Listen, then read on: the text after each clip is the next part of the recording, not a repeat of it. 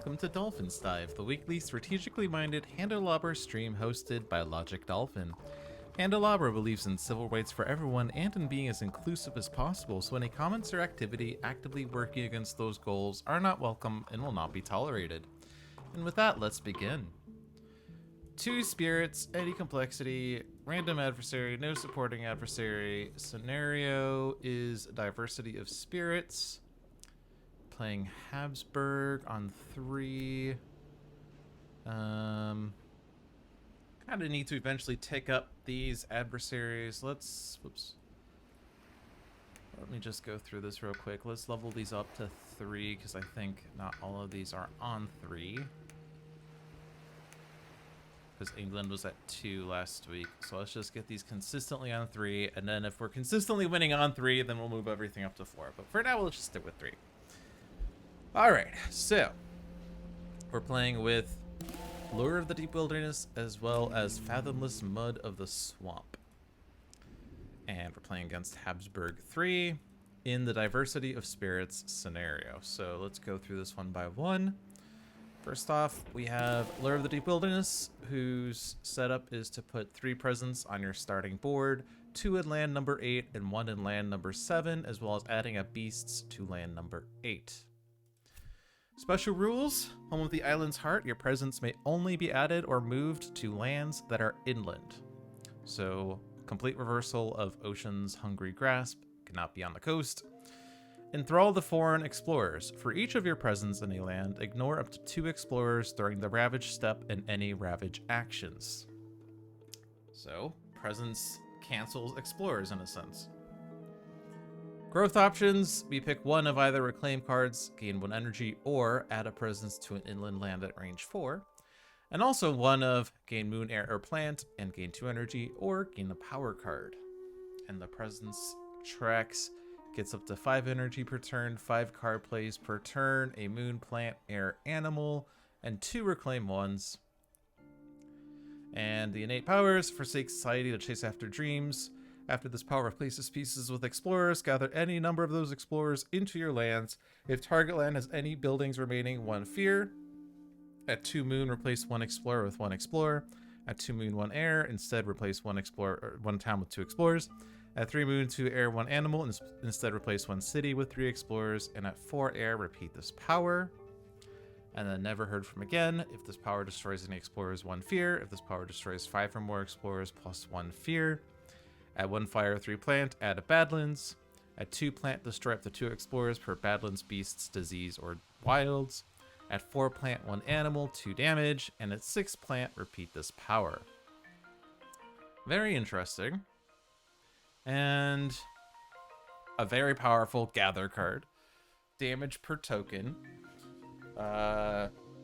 Potentially adding lots of different tokens into a land. So it takes a lot of value in different tokens. Cool. Also, Fathomless Mud of the Swamp, where the setup is to put 2 presents on your starting board in the lowest numbered wetland. And special rules: offer no firm foundations. At your sacred site, build actions add explorers instead of buildings. So we have a nice synergy here, as we could ignore explorers per presence and then only add explorers with build actions. Very interesting. Growth options: either reclaim cards, add presence at range 0, or add presence at range 1, add presence at range 1, or gain power card, add presence range 2, and gain 2 energy. Presence tracks gets up to 5 energy, 4 card plays, a plant, water, earth, and moon. The innate power: spreading and dreadful mire. At 1 water, move 1 presence from the origin sacred site to target land. At 1 moon, 2 water, 1 earth, 1 fear, 1 damage, push 1 Dahan. At 2 moon, 3 water, 2 earth, 1 fear, 1 damage, push 1 Dahan again. And at 3 moon, 4 water, 3 earth, and 2 plant, 2 damage. Lots of different elements needed for that presence track. Some defends, some power cards, push explorers, gather Dahan, blah blah blah. Alright, then the adversary: Habsburg Monarchy Livestock Colony. We have the additional lost condition of irreparable damage. Track how many blight come off the blight card during ravages that do 8+ damage to the land. If that number ever exceeds players, the invaders win. The escalation is seek prime territory. After exploring on each board with 4 or fewer blight, add a town to a land without towns or blight. On each board with 2 or fewer blight, do so again. So we kind of benefit on having more blight on the island, as we will have fewer escalations. And if we are winning too hard and we don't have enough blight on the island, then we escalate twice in each board. We have migratory herders. After the normal build step, in each land matching a build card, gather 1 town from a land not matching a build card in board land order. We have more rural than urban. During setup on each board, add a town to land number 2 and a town to the highest numbered land without setup symbols. And then during play, when invaders would build a city in an inland land, they instead build 2 towns. So fewer cities to deal with, but as the result, there is an increased number of fear cards on Terra level 2 and very few on Terra level 3 until we get to the next level. Fast spread. When making the invader deck, remove 1 additional stage 1 card, so the new deck order is 1-1, 2-2-2-2, 3-3-3-3-3. Fear card distribution is 4 Terra level 1 cards, 5 Terra level 2 cards, and 3 Terra level 3 cards. Technically, the last Terra level 1 card is a Terra level 2 card, but details. Alright. Now for a diversity of spirits, which is very interesting for digital play. Why should a spirit of the open air speak the same language as a spirit of flame and renewal, or understand the deep voice of a mountain? The spirits defending the island are strong in their own nature and have difficulty communicating nuanced information to each other as a result. Recommendations and notes. This scenario is less about mechanical changes and more about altering the experience of the game. I believe every scenario is basically about altering the experience of the game, but details. Some players love it, but it's not for everyone. This scenario is notably easier for groups where the players are highly familiar with each other's playstyles and or highly familiar with all spirits being played. This scenario is notably harder when playing a spirit new to you or a spirit you don't recall well, and less fun because you lose some of the collaboration exploring a spirit's capabilities. And for spirits with restrictive presence placement. So, how does this work? Well, there's the online multiplayer difficulty communicating thing, which I'm not going to read because we're not doing online multiplayer here. We are a solo player, but the difficulty coordinating in multi-handed solo. You may only view 1 spirit at a time, and while doing so, you may not look at any information pertaining to the other spirits. In the spirit phase, you must perform the whole phase for each spirit 1 at a time in a randomly determined order. And in the fast and slow phases, spirits are randomly chosen 1 at a time to either use a single power or skip and use no more powers. This continues until all powers have been used or all spirits skip. So, very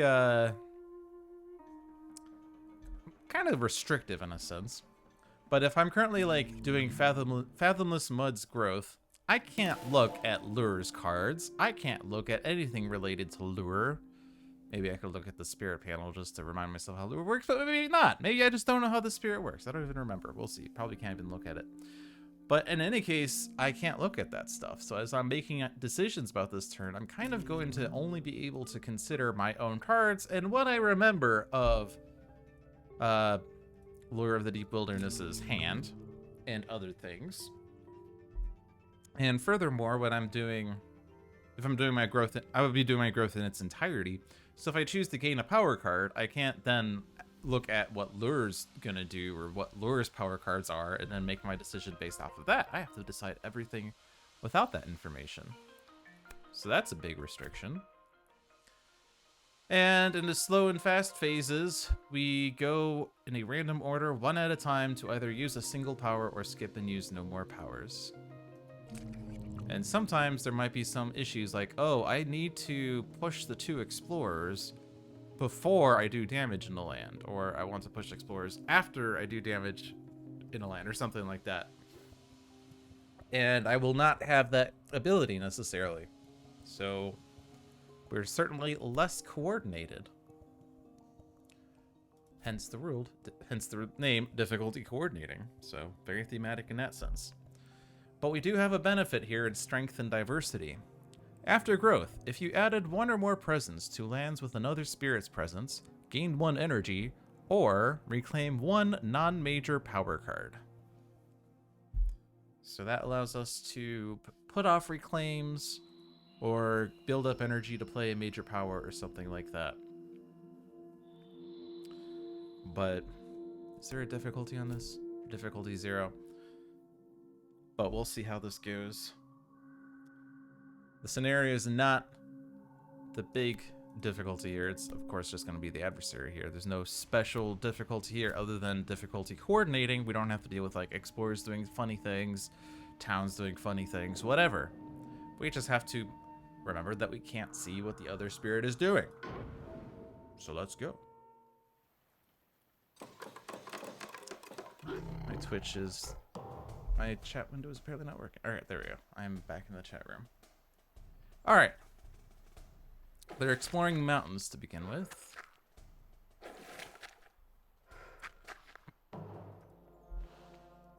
And I'm starting with Fathomless Mud of the Swamp.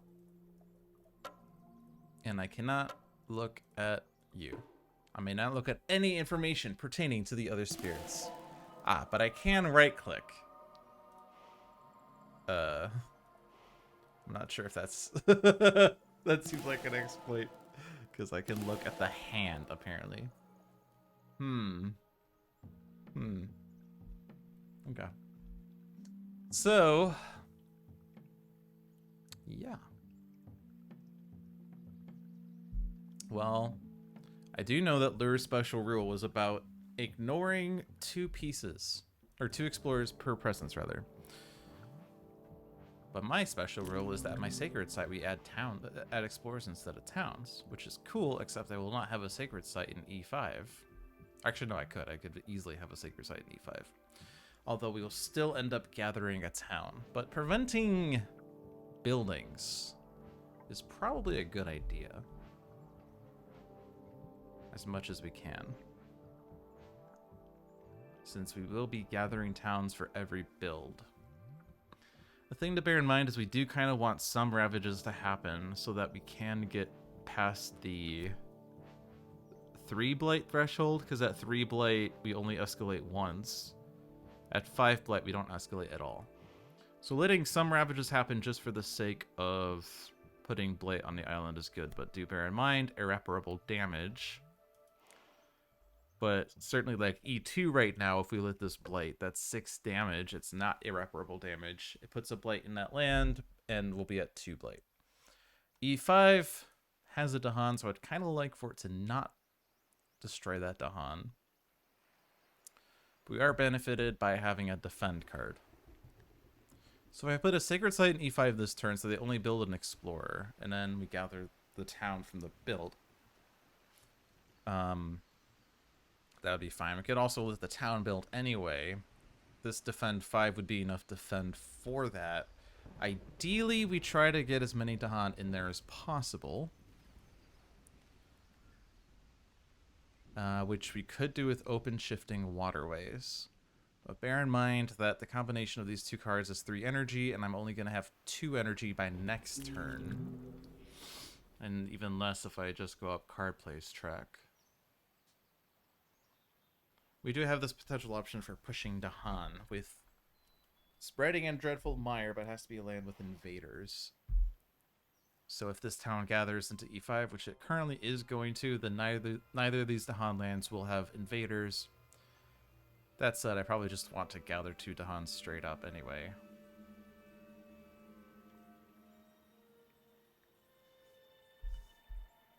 But yeah, I kind of envision this as being a defend land to deal with 2 towns, generating 2 fear, and we instead kind of focus our efforts on putting sacred sites in lands where they're going to, I don't know, do something.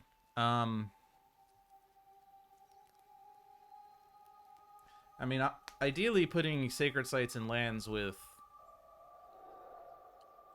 Lure of the Deep Wilderness's presence would be nice, as that would allow for explorers to be built instead of buildings, and enemy ignore those explorers and ravages. We are kind of starting far away from Fathomless Mud right now.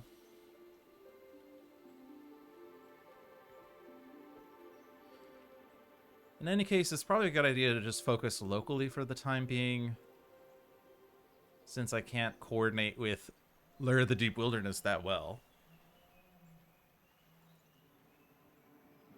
So I could try to think about how I could solve A1 or A6, or set up for preventing builds in A2 or A5 or something like that, but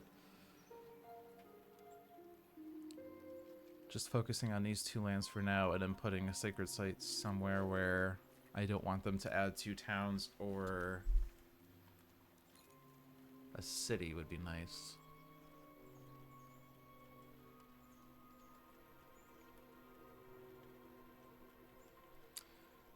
Kind of envisioning E7.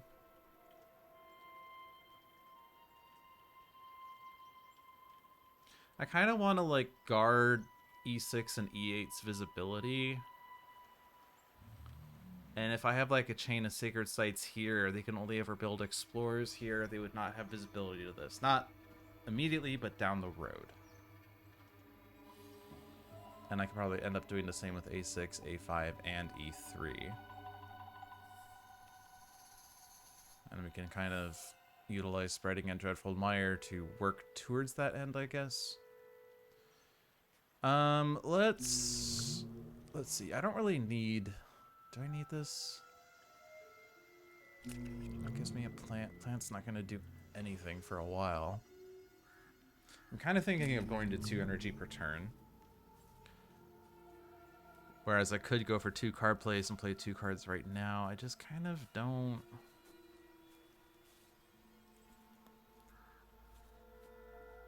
Kind of feels like I want to build up some number of energy. I could use this to gain 1 billion energy, but let's just use this turn. Since I kind of have an understanding of how these 2 lands are going to go next turn, let's just get up the energy track to get some sustain there. Put that Sacred Site in E7. And then we play the Dahan card. This does unlock the ability to move one of my presences. But we'll see if I want to do that. But none of these actions are going to be dictated by what Lure of the Deep Wilderness wants to do, probably. And bear in mind that the scenario does say, after growth, if you added one of your presence to lands with another spirit's presence, blah, blah, blah. So, moving presence, number 1, doesn't add presence, I think. It doesn't say added, right? It doesn't say if you moved. Yeah. So I didn't add a presence. And number 2, this happens after the growth, so I can't use that to cheese energy down the road. But anyway. I think I'm done with that turn. And now we're on Lure of the Deep Wilderness. So what's going on here? So our special rules again. Presence may only be added inland. For each of my presence in a land, ignore up to 2 explorers during Ravage and Ravage actions. And we could, of course, replace pieces with explorers, gathering those explorers to my lands. Fear, maybe. Destroying explorers, maybe. Gathering buildings. So, kind of the power of this card right now is that I could use that to stop both of these ravages.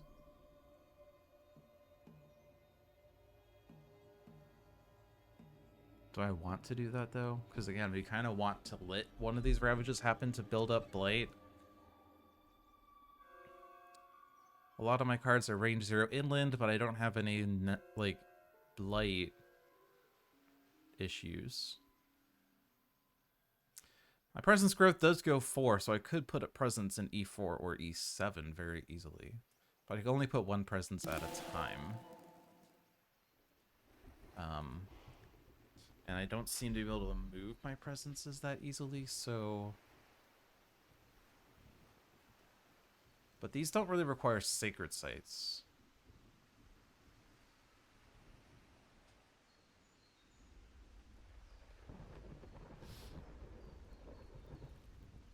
Alright, so if I want to, like, use this to gather everything out of A1 and A6, I feel like that's not really the best call, though. How much defend can I do? I can't really do any defend, right? I can do damage per token. This can gather beasts, or sorry, this gathers beasts. This adds beasts and a Badlands.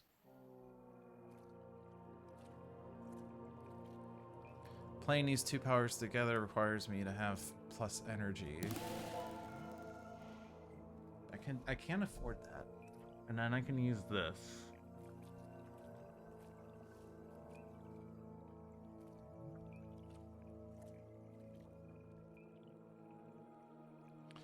Like, if I want to let... Okay, so let's say we let A1 Ravage.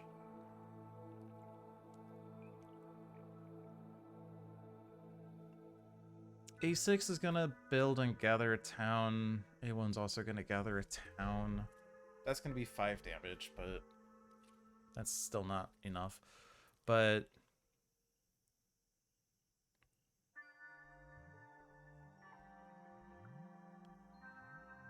if I grow into A6, there must be 2 towns in it. I could gather a lot of towns. I really just want to gather the beasts, don't I?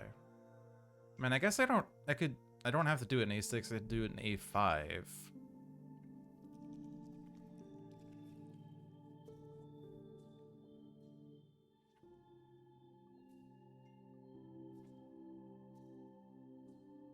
Or I could do it in A6. Ignore explorers during Ravage probably means they don't retaliate. The Dahan don't retaliate against them, right? Because pieces that don't participate in Ravage don't get attacked by the Dahan. But anyway. Because I could put presence in A6.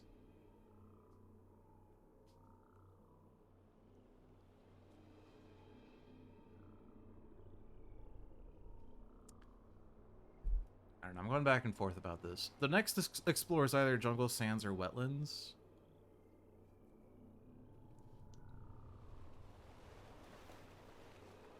Maybe A5 is better as that hits all the different lands. If they explore sands, I can just stop both A4 and A7, or let one of them go anyway. This also gathers Dahan, right? But if I gather A5 into A1, and I gather A8 into A6, and then I put my presence here, and I gather the 2 towns out of A6, I could leave that explorer there, gather 2 explorers out from whatever other land they explore to.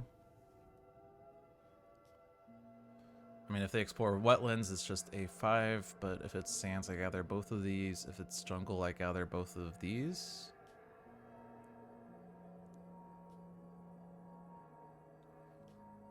And then I can gather A1 and A8's beasts. And I could gather Dahan if I want. And I generate a fear, add a Badlands, add a beast within range 1, which will probably just be within A5. Push 2 Dahan, but there'll be 3 beasts, 1 Badlands. So that's 4 tokens. So I do 4 damage, but the Badlands is +1, so it's 5 damage, and that would kill pretty much everything I just put in A5. I think, except for maybe 1 Explorer. But I think that works.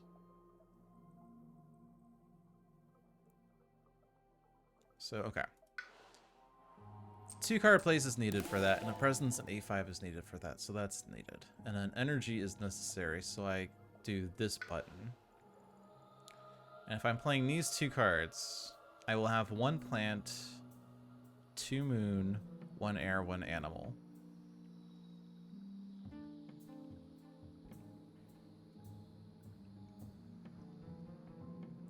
So 2 moon, 1 air. I can replace a town with 2 explorers, which I guess generates a fear or something. I mean, there will still be another town in the land, right? Is there a reason to do that? I guess it gets rid of a town if I can't kill every piece in the land. Because the thing about towns is that they'll be gathered into build lands. Anyway. We will have 2 plants. No, I won't have 2 plant. But I could if I take plant here. I destroy 2 explorers per token, which I could also just use this instead of swallowed by the wilderness, can't I? Because that's... I guess I won't be able to destroy whatever town remains, but I can destroy a lot of explorers. Maybe. Maybe. Sort of. Kind of. Sort of. Slightly. Well, let's take plant and then play these.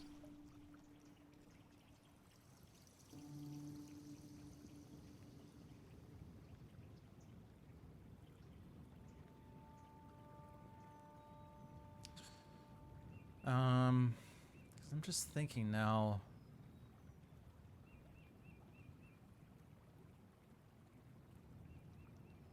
I could leave the town in A8 if I gather the town A2 into A1, town A5 into A6. Leave A8. Because I could turn this town into 2 explorers and gather that into A5. And then... gather 2 more explorers. So it would just be 4, so I'm not going to be destroying 5 explorers, but... yeah, okay. No fast powers. Mountains build.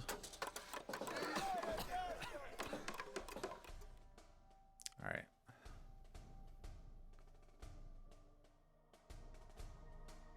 It's probably better to gather A2 into A1 because I don't want to take pieces out of the inland, as it's harder for me to deal with not inland if we're gonna just focus on our boards for the time being.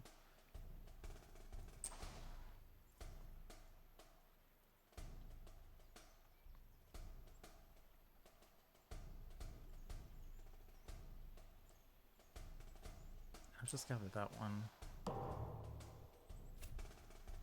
Okay, they're doing wetlands, which is kind of the not ideal explore for that.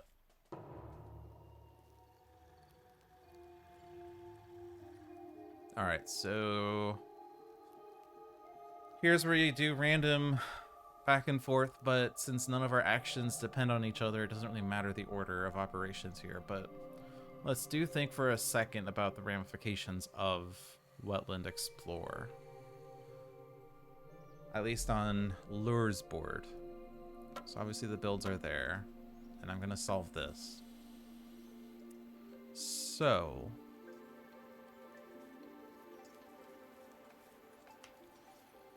even if we prevent the build, they're still going to gather a town into that land, which is fine. If I can consistently replace towns with explorers and whatnot, that's fine.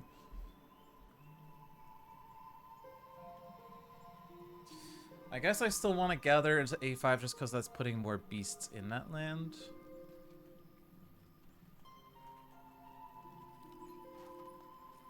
So I feel like I'm still going to do that. And given that they're always going to gather that town anyway. I mean, they're going to add another town if I let them do that, but I guess it could potentially... well, I guess we do have an over damage here with things, so I do want as many pieces in here as possible. I don't have a defend card, at least right now, so let's take these 2 towns out to save A6. Gather both of those beasts.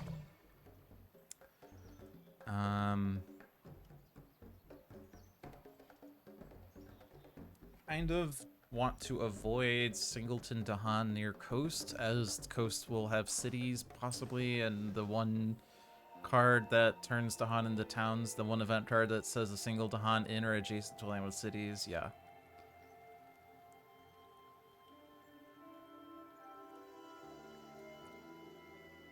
So then if I do this, put the beasts within there.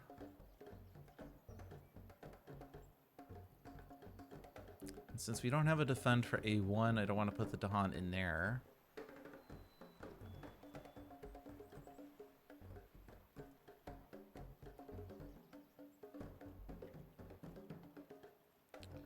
probably still better to leave them in there. I could put them in A4 because there's a chance that an event removes Blight from a land with 2 or more Dahan or something, but I don't want to remove the Blight, right? So leave them there. Turn these into 2 explorers. Oh no, I will have. Hey, actually no, that wetland explorer actually was secretly good, as now I do have 5 explorers in this land. But I think actually it's still not enough to destroy everything, but anyway. Or is it 2 explorers per token? I don't know. It's a Lure's turn right now, so, or sorry, Fathomless Mud's turn. So since we've thought about the wetlands on Lure's turn, now I need to think about the wetlands on Fathomless Mud's turn. Because again, we're kind of treating this independently of each other since we can't coordinate as well. How the hell does digital implement that? We talked about it 20 minutes ago. But you may only view one spirit at a time, and while doing so, you may not look at any information pertaining to the other spirits. In the spirit phase, you must perform the whole phase for each spirit one at a time in a randomly determined order. And in the fast and slow phases, spirits are randomly chosen one at a time to either use a single power or skip and use no more powers. This continues until all powers have been used or all spirits skip. So our order is random is the way to think about that. And I can't look at Fathomless or Lord of the Unknown right now. Okay. So we said that we're going to do defend 5 and E5, and I want to gather Dahan into there.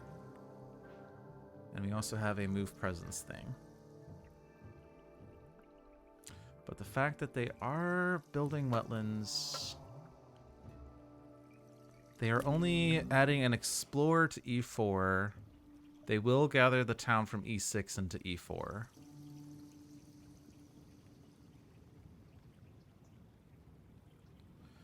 But if I put my presence in E8, and then I do growth option 3 to gain a power card, then I'm only putting 1 presence down, but I could put Sacred Site in E8, and then that's just another explorer. And then I could use, like, Foul Vapors to push those explorers out or something.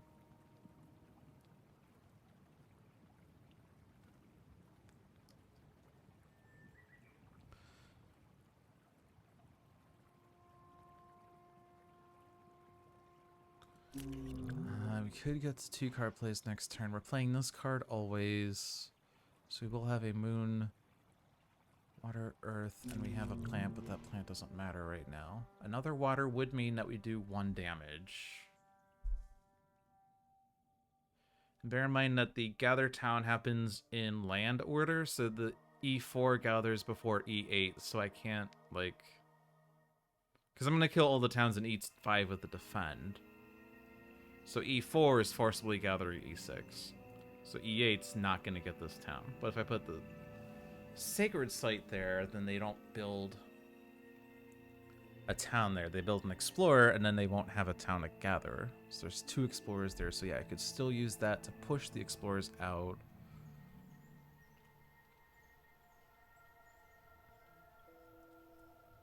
We will have +2 energy next turn. So I could afford to play this and pay 2 energy to gain a power card. Obviously, I don't know what Lure's energy for next turn looks like, unless I remembered that, but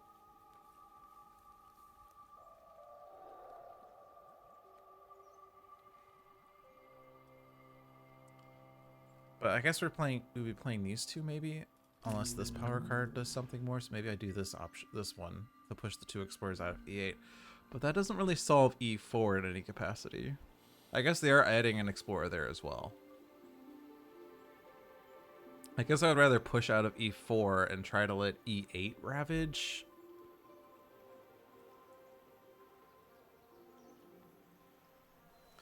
Problem with E8's ravage is it will kill a Dahan.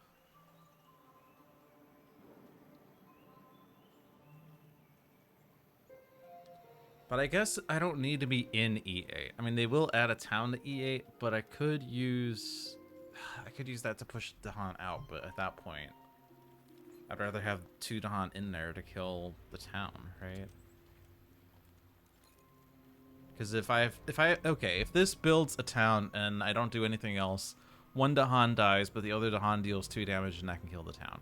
Unless I push that Dahan out, in which case one Dahan dies and then the town and explorer survive. So that's not really ideal.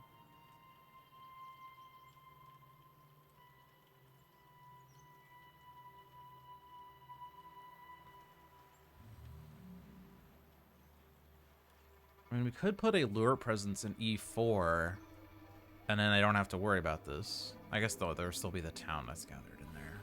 So I do have to think about that. But I guess I could use lures innate to convert that town to explorers. Maybe.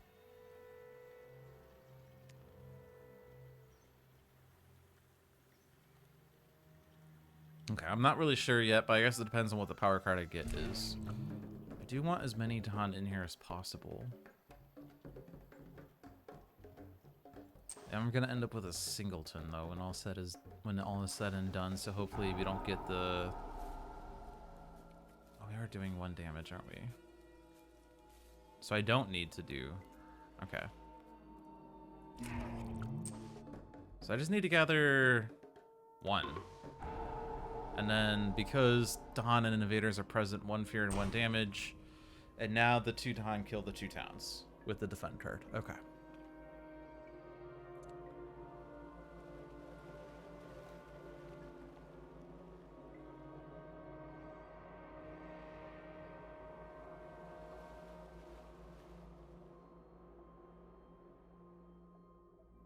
I think putting 1 explorer at E8 instead of a town is better, so let's go ahead and gather that presence. And in some capacity, this is going to be solved. So 2 explorers per token, so this destroys 5 explorers. So we get the bonus sphere. Yay! I did it!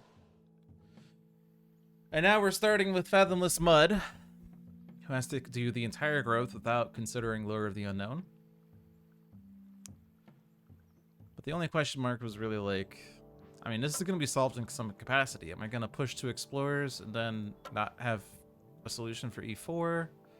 I guess ultimately we do have that special rule that putting a presence in a land with another spirit's presence allows you to reclaim 1 non-major power card. That requires me to put a presence in a land with Fathomless Mud. That requires Lure to put a presence. I'm saying this entirely wrong. I have to put a Fathomless Mud presence in a land with Lure presence for Fathomless Mud to get the reclaim. But that's okay.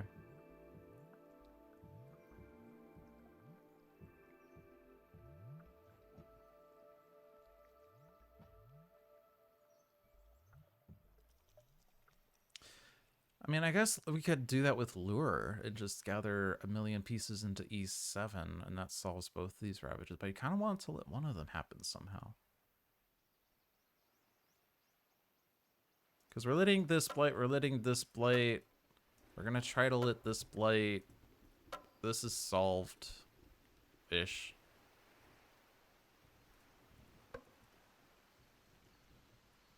Because it's going to gather a town. We're going to kill all the pieces in there, but they're going to gather a town still. But probably just going to replace that town with 2 explorers or something. So it's, yeah, it's probably solved. But the Ravage in E2, when A2 will allow this island to have 3 blight. I guess, actually, we're going to have the double escalation this turn anyway, because only 2 blight. Okay, anyway. So I think we're doing this. Yeah, we're gonna see what this power is.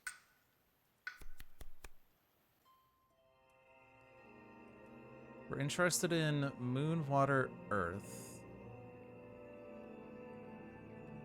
Not many of those.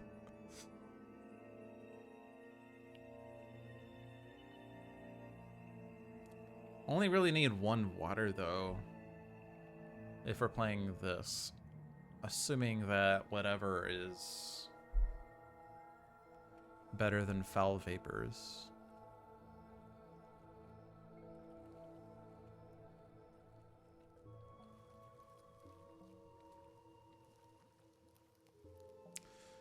We have 2 defend cards. We have a powerful destroy all towns card.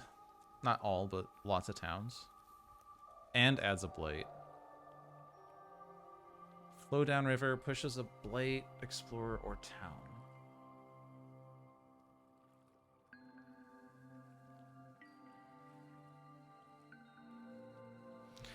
Honestly, that could be a means of getting rid of... Well, no, because there's no blight in E8. But I could get the blight out of E4 and let E4 ravage my sacred sites in there, which is not ideal. Pushing blight, though, is pretty good, isn't it?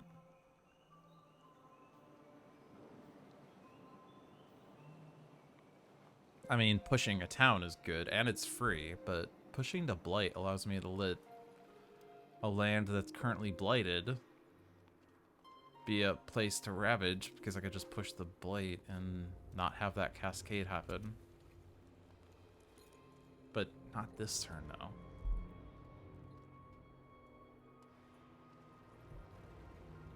It is the only water card that's here, and water is slightly more important as there's more water on here.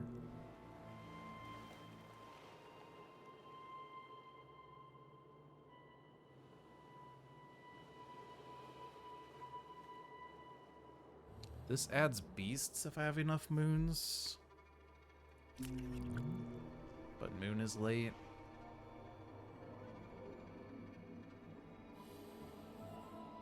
I think it's just this one. And then we need to sacred site this. So they add an explorer. Defend for E5.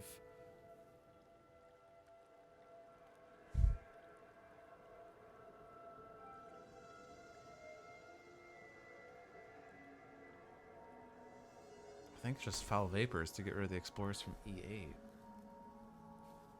I mean, this is 4 away from A5, so I could put a lure presence in E8, and then I just ignore those explorers.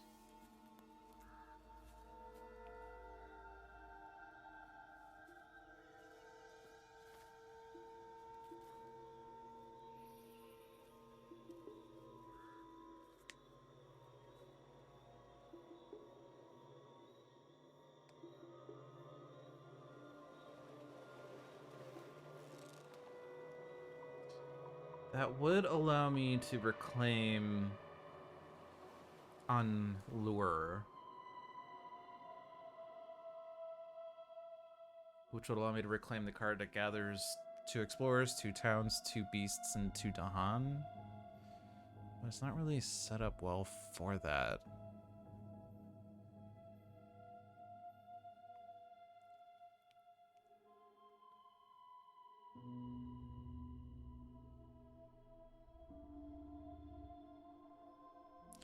And I guess I don't have to go there this turn, right? I could go into E4 or E7.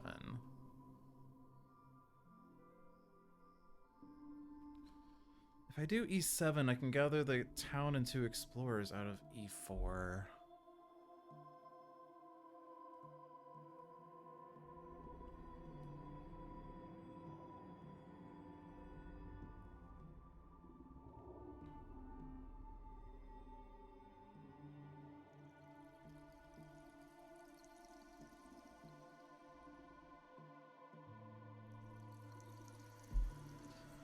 On one hand, this is dependent on lure and not mud, so I could just stop here and do it with mud, but the decision is whether I do flow down river or foul vapors. Honestly, probably flow down river is better. If I can use lure to do something with E4.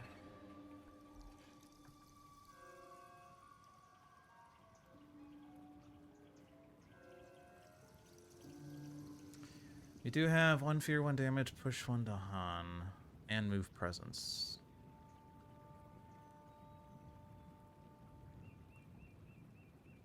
Maybe there's something to do there. Okay, let's go here now. So this is going to be a presence in E7.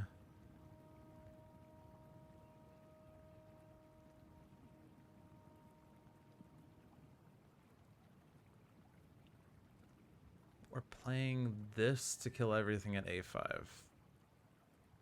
And that's my 1 energy.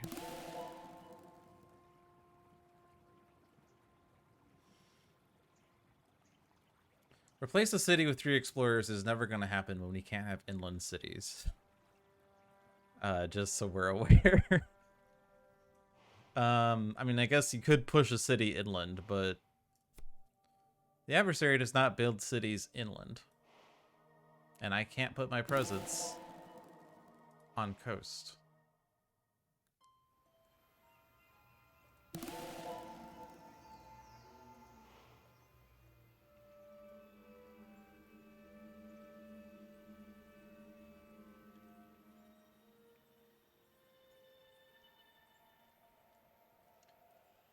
So let's say I decide I'm going to play these 2 cards and I don't gain a power card and I just gain 2 energy or something like that. I mean, the thing is though we were reclaiming this, weren't we? That was the thought. I already forgot that was my thought. And that requires 2 energy, so I'm clicking this button. Because I'm always having to spend the energy I'm gaining on this.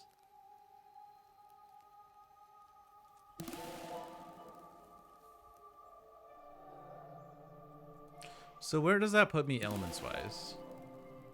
Let's assume I'm going to 2 energy because the animal's not going to do anything for me right now.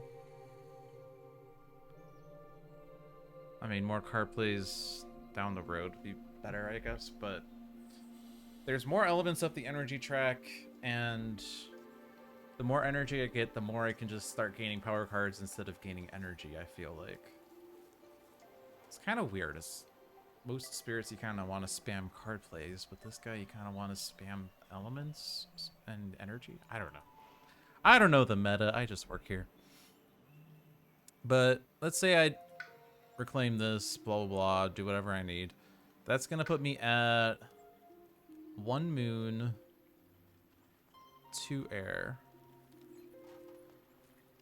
So I'd have to gain a moon in order to even use this.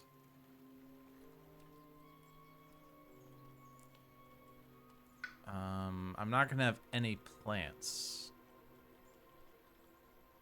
Oh no, I'll have a 1 plant, but I won't have 2 plants. So either I gain a moon to replace the town with 2 explorers, or I gain a plant to destroy 2 explorers per token. But we'll only really have 1 beasts.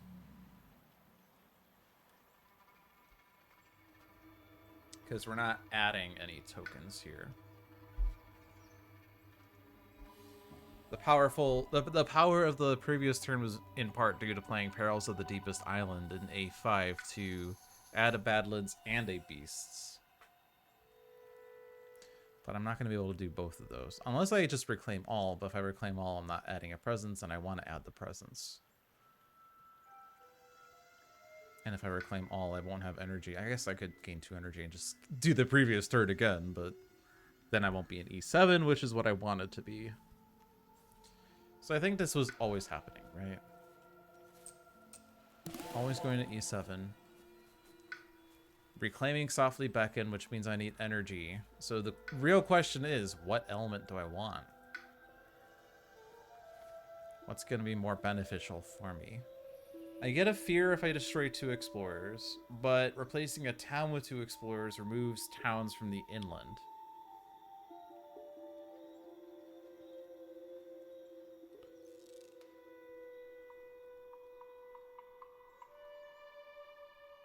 I think that's going to be more important because after we're done with everything in here, I guess we are going to add towns to land. Okay, so there are more towns on the board than I would think, but trying to remove as many inland towns as possible, I think, is more important here. So I think I want Moon. And then reclaim this. Play these.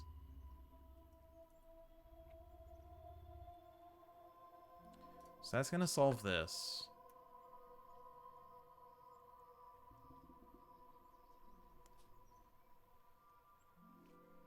this is defended.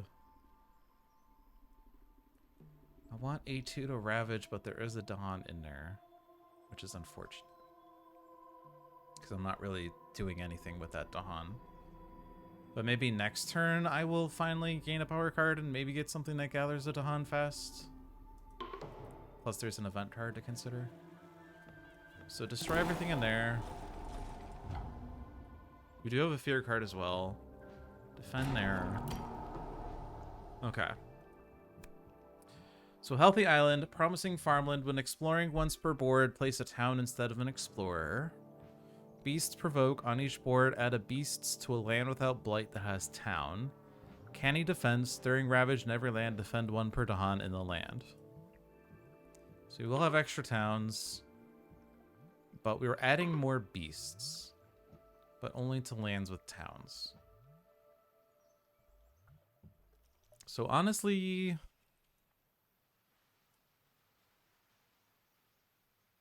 probably just going to gather the beasts into E7.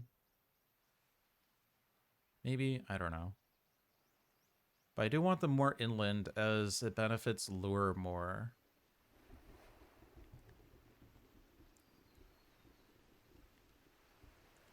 And I think it's just going to end up in E7 no matter what, so just put it like E6. And then A was forced into A1, yeah. In each land with badlands, beasts, disease, wild, strife, defend 3. Be set by many troubles. Okay. Well, there's no blight in A1 now. Thanks, fear card. Actually, that only happened because of the event card. The combination of the event card and the fear card, really. Okay.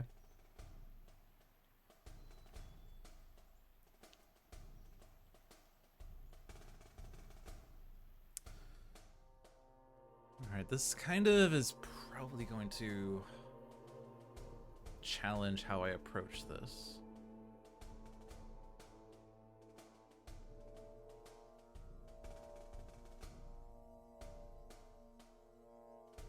Why is there a town in A5?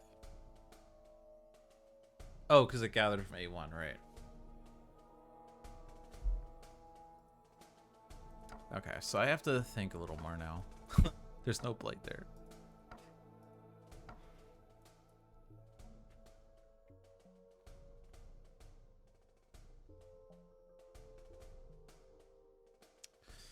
I was gonna gather a lot of things in E7.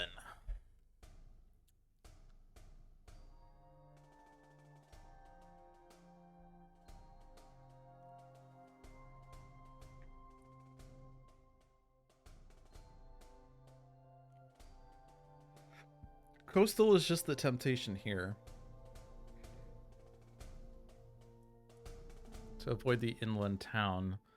But I was gathering a bunch in E7 anyway, and since they're exploring sands, and they're doing this twice, right? So this decision's actually moot, isn't it? Oh no, sorry, this is not even the escalation. This is the explorer. Right, so the first explorer is a town. Okay. And then the escalation is town to a land without towns or blade. And it's going to be twice per board.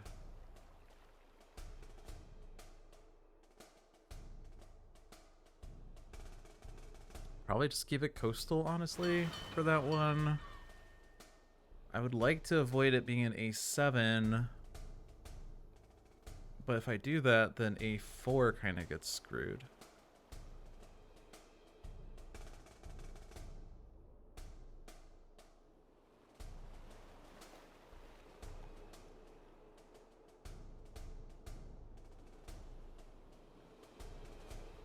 Coastal towns here, putting a town here.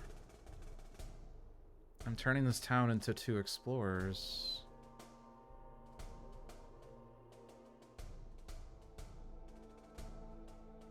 Oh, this is lure.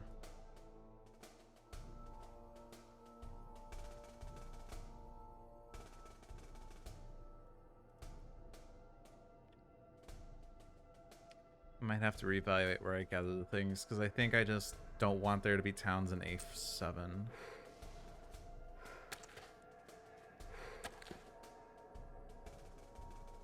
Alright, then it's coastal here.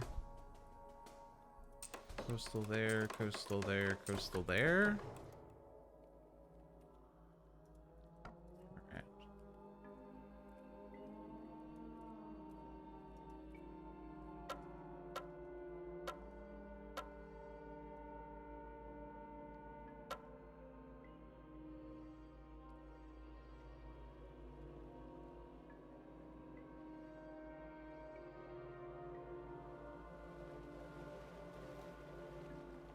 Maybe I let this cascade. But the problem is I would rather only have one blight. I could remove the blight.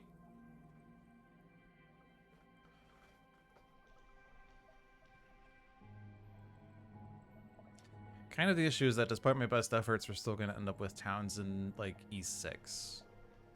That's more so due to, like, Habsburg. Call it poor planning my part if you want. I guess I could kill and explore at E8, and then that's fine, and then this I want to let ravage.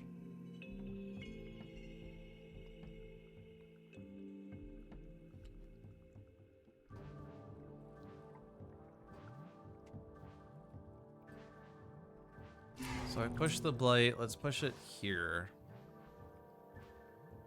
Kill one of those explorers. And I am forcibly pushing it to Han.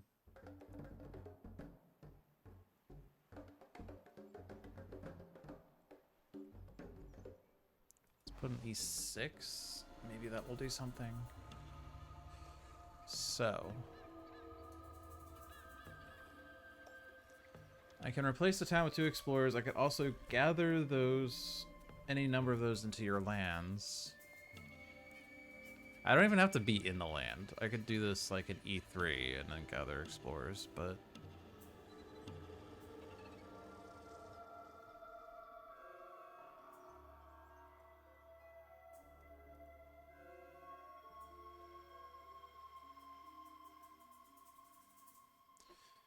Like, I can do this in the A5 and stop the 2 town build in A4, because it is 2 towns.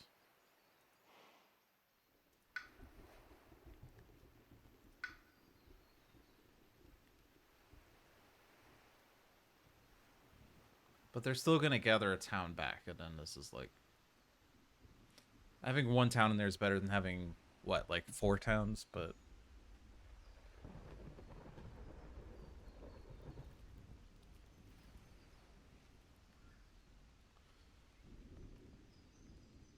Since they didn't blight A1, I kind of want both A2 and A5 to ravage.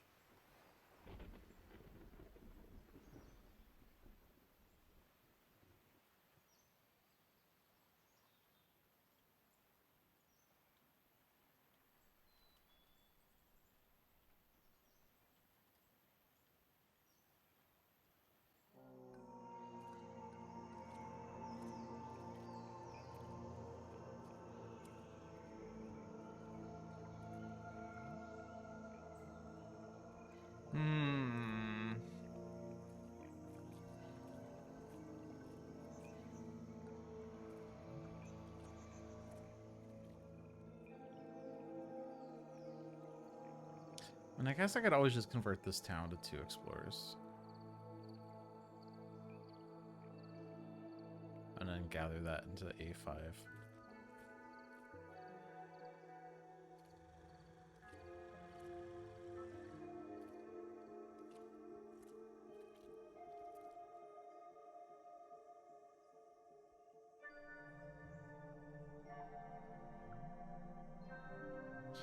Kind of the problem is I can't really prevent A4 or A7 from gathering a town. Nor can I really prevent E6 from gathering a town. I mean, that's partly because I put towns in A3 and E3, but... There weren't really many options to begin with, okay? No matter what, there's going to be like a town adjacent to E6 in some capacity, really. Maybe A6 was a better place.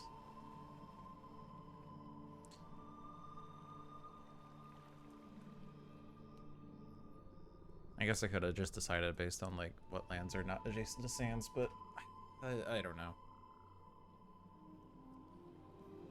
In any case, I do want these two lands to blight, so this is not... Well, I guess it kind of is a... well, no, I don't want both of those blight. Right, no, yeah, this is fine.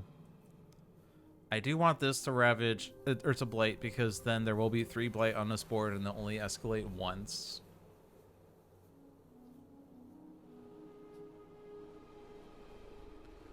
For board A to have 3 blight, they need to ravage both lands.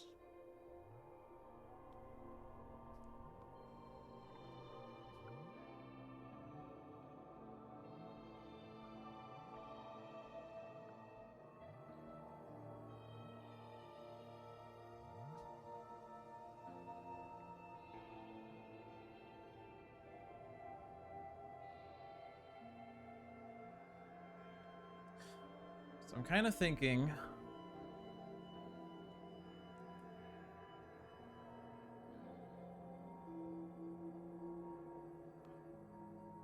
Like, if I don't do anything with the A4 town, it's going to build 2 towns, but it's still going to gather a town, so it's still going to have 4 towns in it. So I want to get rid of the town that's at A4.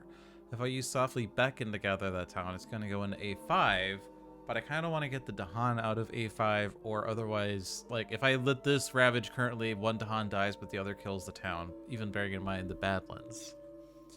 But if I use this to convert the town into 2 explorers, the only thing I can, like, if I let them build, that's only 1 town now, but I still want to, like, get rid of these pieces.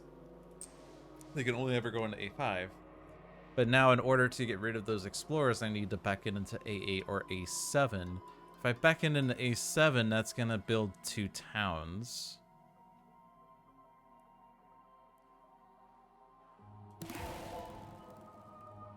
I mean... assuming that I gather the town, I guess, but...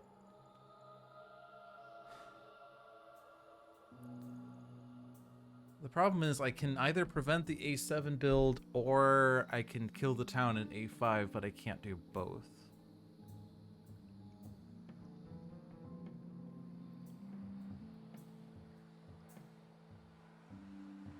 I guess I want to save the Dahan so I can prevent this build.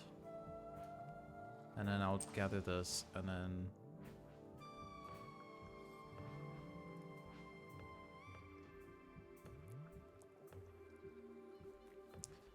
But then I'm not going to convert... Or I already did, never mind. So I... Okay, so leave the town there.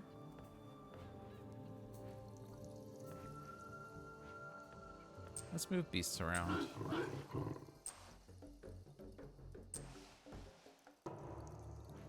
Okay. So currently we're fine for these to ravage. I'm going to lose my presence in A5, but... that's okay. And we're also losing a presence in E4, but that's also okay. Having a destroyed presence is fine, as that makes power cards that add destroyed presence a little more valuable. Or maybe there's an event card that says Spirit may add destroyed presence, blah, blah, blah. So then we still have these builds. And then these aren't building, but they are going to... gather a town in some capacity.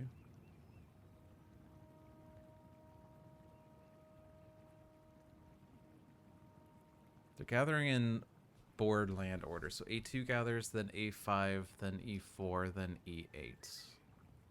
No. I'm looking at the wrong lands. A4, A7, E1, E6. So unless I can get rid of this town in E3 or A5... then A7 is going to get a town from one of these two, because I can only gather one of those two into A4. E1's building a city and then gathers a town, and then E6 is also going to gather either E3 or E4. So ideally, I get rid of one of these towns in A5 or E3 and then gather the other into A4 so that A7 has nothing in it, I think is what I need to try to do. But we're starting with Fathomless Mud. And Fathomless Mud, my sacred sites add explorers instead of towns, which is... prevents the city in E1 if I do that.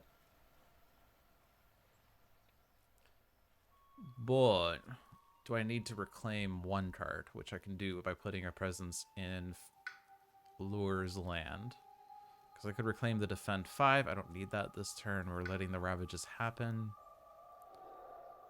I don't really feel like these powers are going to do much for me. So I think it's okay for me to not reclaim one this turn.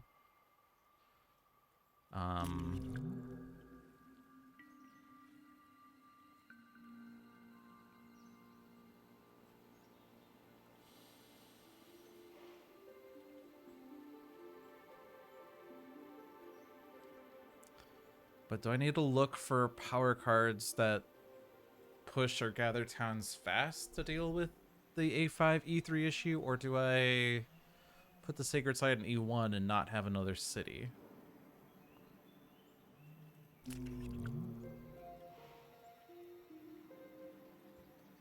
I guess we can get power cards off of this.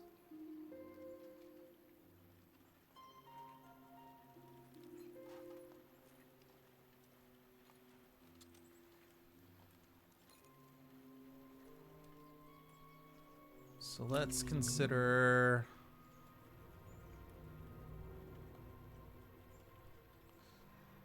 Okay, let's consider that I use this... I put 3 energy and an earth this turn. I play these 2 cards. I do this... Yeah, so I don't reclaim one this turn. But I use this... Lure spends an energy to gain a power card. I spend 2 energy to gain a power card. I have 5 energy this turn. That's fine. Actually, 6. So I will finish this turn with 1 power card in hand, but I also gain a power card next turn with this option. I put a presence in a Lure land to reclaim 1, and I can get to 3 card plays. Surely that does something good next turn.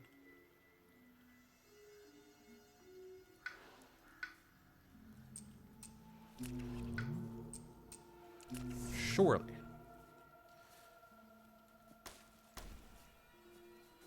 And if I reclaim Exaltation, and I do Growth Option 2, or Growth Option 3,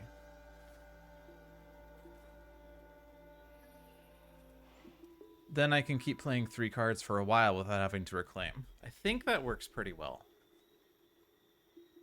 I don't get Immune out of this, so I'm not dealing damage, generating fear, pushing Dahan, but I can move presence a little bit.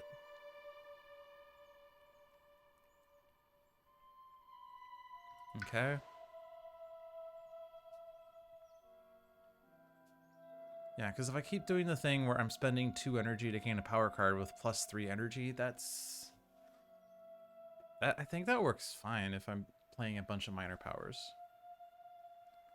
So bearing in mind that that Lure is going to be spending 1 energy on gaining a power card. What am I gonna do here? Animal still doesn't do much.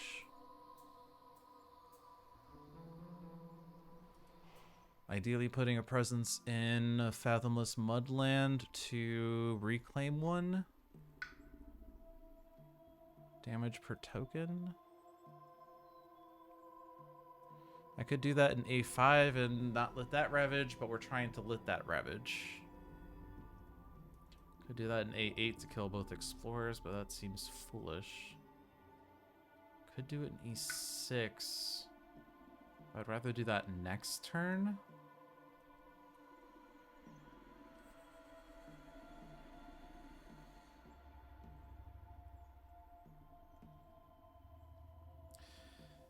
I mean, okay, so if I do that in E6, I can put that presence in their next turn, but I could set it up that I have a Fathomless Mud presence in there in a slow phase this turn, so that when I add presence next turn, I will always be able to reclaim 1. So I don't need this card this turn.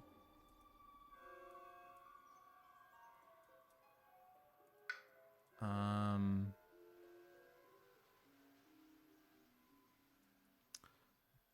other thing to consider is a way of...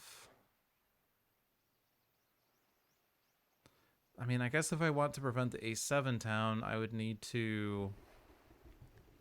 So I don't want to destroy the A5 town if I can avoid it, because I want that ravage to happen.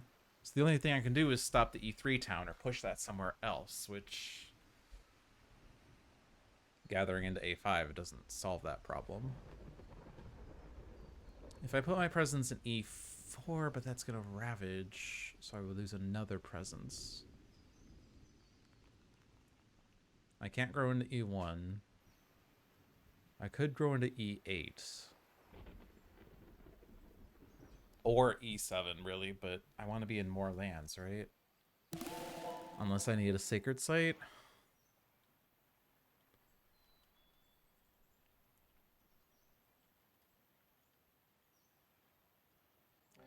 I think I'm gaining a power card this turn.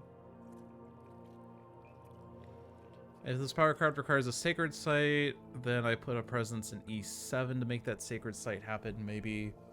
Or maybe A5, but then I don't reclaim one. But let's see. Gain minor power. So, moon air primarily for the left track, but there's no moons.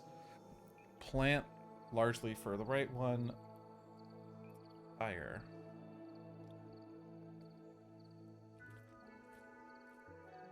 This isolates a land.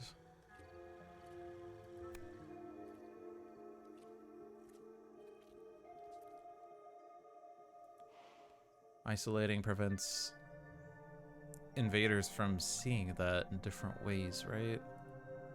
Battlemus mode of the swamp did something. I just want to like double check what isolate really means. Isolating a land represents the invaders being incapable of traveling. Invaders do not explore isolated lands, and isolated lands are not a source of explorers.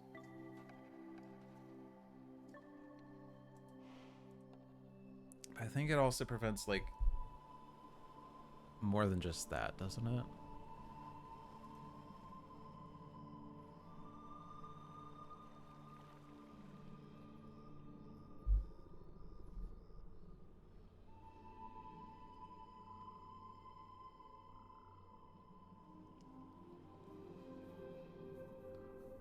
It prevents invader explore actions, and prevents invader pieces from using adjacencies unless you lit them.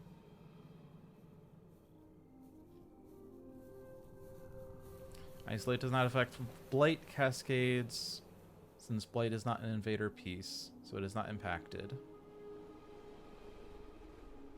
It can let invaders in an isolated land use some or all adjacencies for a given action if you like. If an event pushes invaders, you can use Isolate to keep the pushed invaders from being able to go anywhere.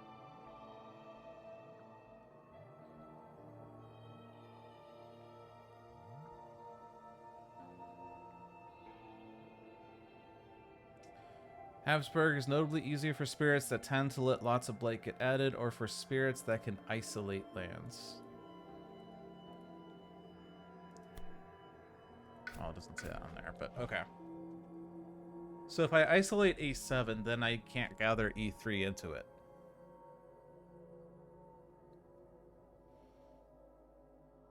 I mean, I guess that assumes on what push one explorer does in a land that's doesn't have an explorer. Can I choose to push an explorer and then not gather, or is it like since I can't push the explorer, I'm forced to gather the explorer? But if then I would just do E3 for that, wouldn't I? Isolate E3.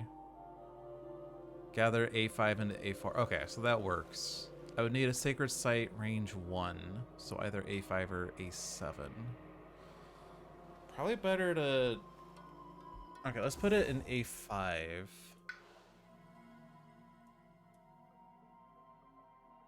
I guess I'm just gonna go up energy track.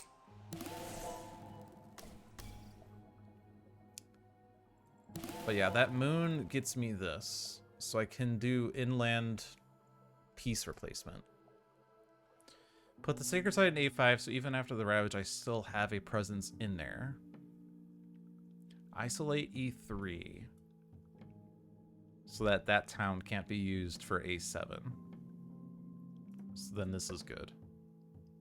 A4 will still have a single town, but I can replace it with 2 explorers. Unless somehow I decide to do that somewhere else. So my board is solved. Board E is probably solved.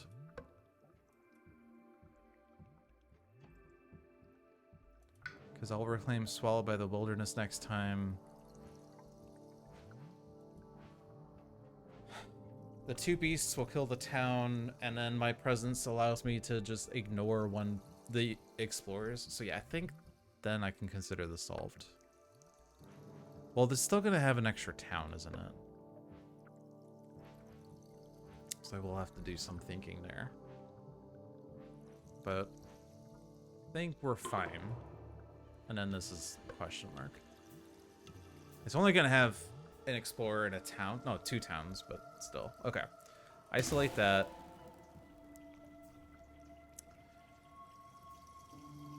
And yeah, I am forcibly gathering an explorer. I can't say push an explorer.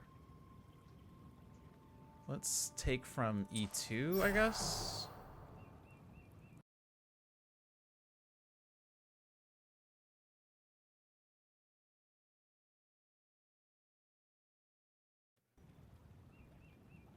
Hello, I'm back.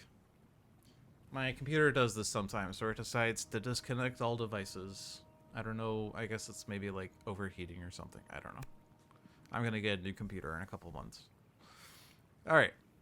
Seek new farmland. In each land with 2 or more towns, push a town to a land without towns. Plagues bring fear and death. 1 fear per board with disease. On each board, 2 damage to Dahan and a land with disease. Engage on their own terms. During Ravage, Dahan only do 1 damage each, but deal damage before invaders. Okay. There's no land with 2 or more towns. This Dahan will kill an explorer, so it's slightly better.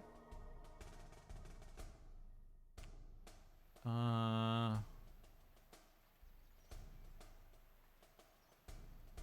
mean, it doesn't matter if that explorer ravages, we'll ignore it, sure. 1 damage, Dahan dies. Okay.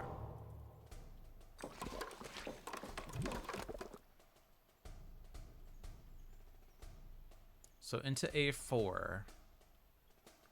To prevent A7 from gathering the town, I gather A5. For E1,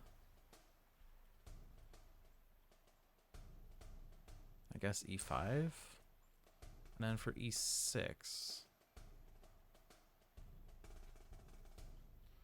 probably could take if I take E4, I can't use E4 for the escalate. If I take A3, I could use A3 for the escalate, which is probably slightly better because then I have more options. So yeah, let's do that. They're exploring jungles. E3 is isolated, so they can't explore there. And there's the 2 explorers in A8. They didn't actually explore there, and there's no adjacent town, so I can get rid of those 2 explorers. That'd be great, but of course, worry about that in a sec. Let's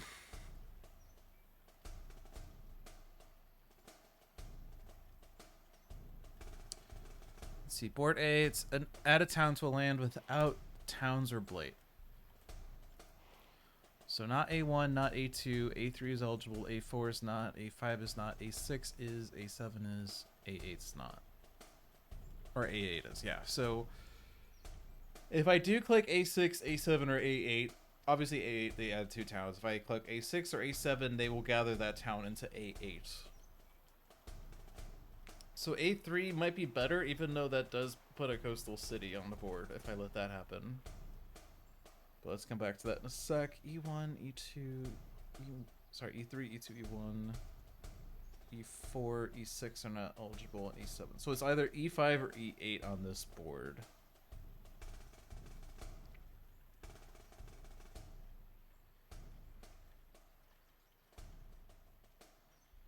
Honestly, not really much difference between the two. I mean, E8 is more inland. I've been trying to avoid inland stuff from happening, but...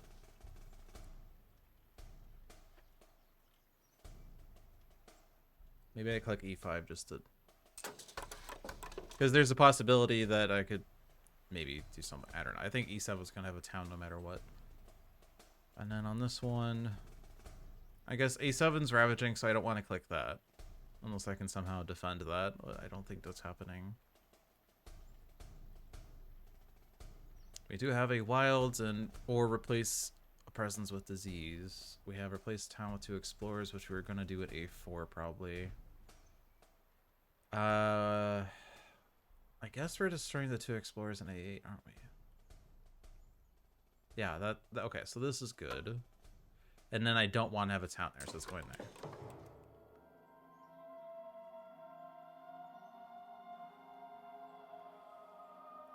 So the only thing that's kind of like point of no return is the power card, but we're not starting with that. A wilds or replace a presence with a disease.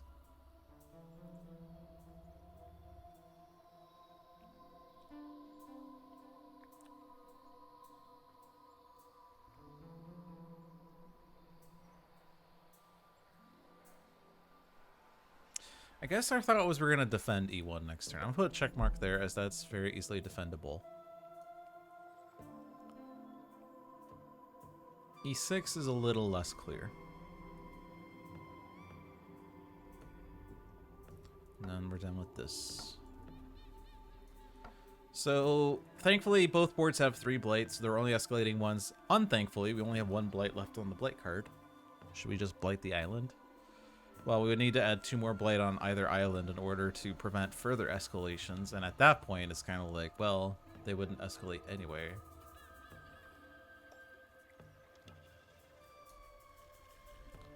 And then what's that thing? The Ravage one. Okay.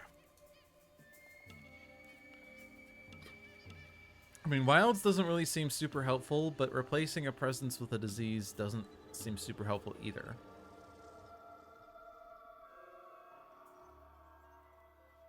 I can make E7 build an explorer instead of a town. So putting a disease there doesn't really do much. I mean, if I let them build an explorer instead of a town, then, I mean, they'll still gather a town, but I mean, like, I already have a wilds or a lure presence here, so I could ignore 2 explorers in that land already. We're definitely destroying the 2 explorers in A8. I can't really put more explorers in there anyway. I can replace this town with 2 explorers and gather them into A5. I think that's happening to stop that ravage.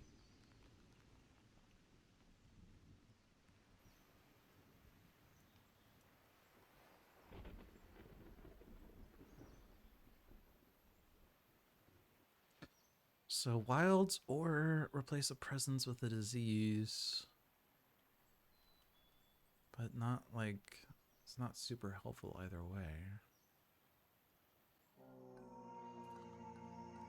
Maybe just put a wilds in E8.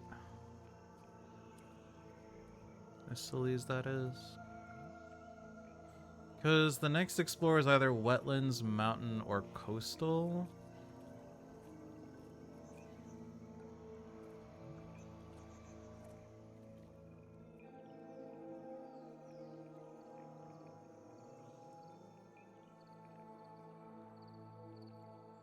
Let's just put a wilds in E8.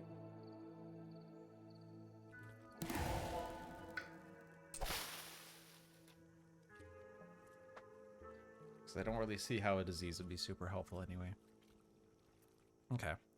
So power card time. This has to go on lure. Lure will spend 1 energy. Gain a minor. And our general goal is kind of to just spam miners for a bit. Bearing in mind that I will add a presence in E6, right? We're gonna put, yeah, we're putting the presence in E6.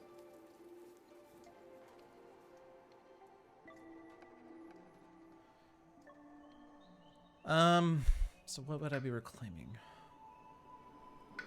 Reclaiming this one, right? 1 damage per beast is 2 damage. Range 0 coastal is never happening, by the way. Unless you have plus range, I guess. Defend 5 would defend E6. But that's not really good elements. It gives me an animal, which is pretty useless. I can't use this one. So these two? Fire plant, destroy explorer, jungle wetlands, destroy all explorers. Call to bloodshed, damage per Dahan. Gives me fire, but not animal.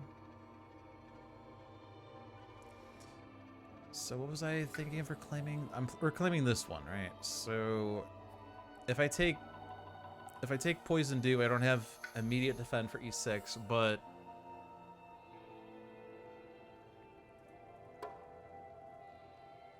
I can't even look at my own spirit panel. I can look at Valueless Mud, but not mine. Okay. I can just do this. I could right-click it to do that. That's like... That's the exploit, but anyway. Because I can't play 3 cards next turn now. Like, gain power card here, gain power card off the track, and then blah, blah, blah, but...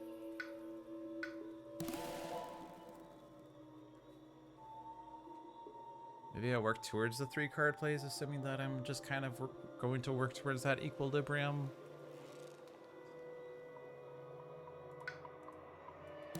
But anyway. I mean, the point is I'm definitely going to gain a power card. I might not play Poison Dew then. But I think that's like the best option here because it's plant and fire, which allows me to do this. Pay 2 energy for a power card. This could even be major.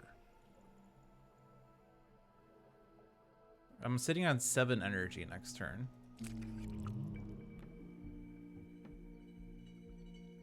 I mean, I'm also going to gain an extra 2 energy. I'm gaining 2 energy, and I'm also going to spend that 2 energy on this, so it's kind of not negative, but I am going to have plus 3 energy per turn, and I am getting up to 3 card plays, but... Like, I don't see why this wouldn't be major here, unless I just want to gain a major off of this power card, which I probably do. In case I take a minor here that I don't want to play. Okay, let's do that then. Minor.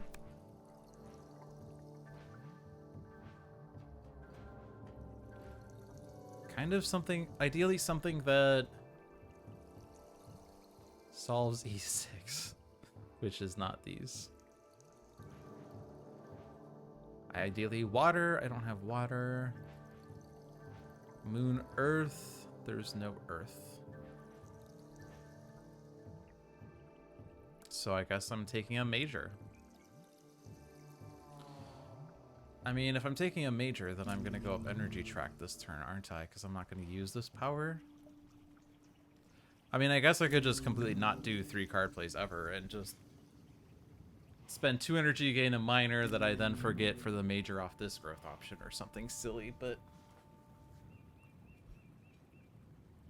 If I were to take one of these and actually use it as a power, which one would it be? I mean, Inflame is generally good, although the disease is slightly less good, but Strife's always fine. Does give me a moon, but it's like the least relevant. There's no earth and there's no water, so like these are just trash. I could spur on lure, although we're kind of trying to avoid reclaiming cards ever, but we could use this so I could play my hand this turn. But again, kind of bad elements. think I just take Inflame and then probably just forget it. I can push up to 2 explorers. I can move presence. Bearing in mind this is a sacred site, and if I move my presence into this, then I don't have a sacred site. No, I do have E1. Never mind. Okay, so then... Then I'm going in here. Replacing this town. Gather, gather.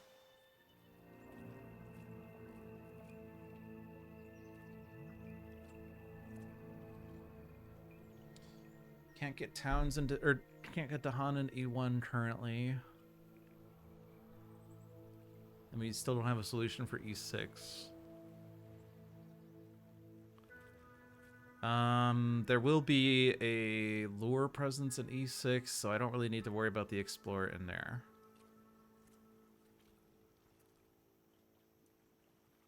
Those are dying and I don't have range there. So it's really like these. I could push the explorer out of E7 so they don't build that town, which doesn't do much, but...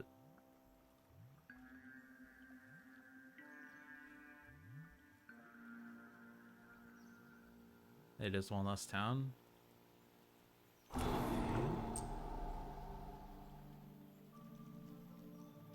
mean, this explorer is not going to do much there because of lure. Destroy those explorers. Okay. Starting with Fathomless Mud. So this is going to be major to replace Inflame or maybe one of these powers. But we're putting a presence...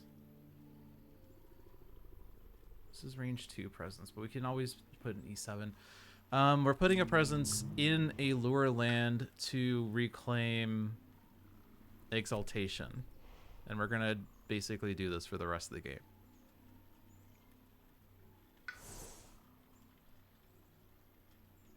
So let's see what this major is.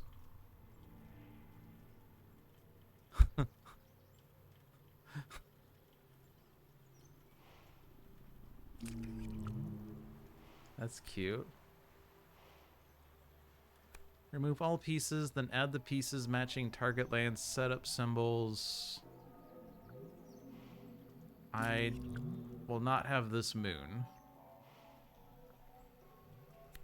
But if I did have that moon... Wait. Hold on, I'm going... I guess I could get to 3-card plays. I'm reclaiming... I'm not reclaiming a moon. But I could reclaim a moon.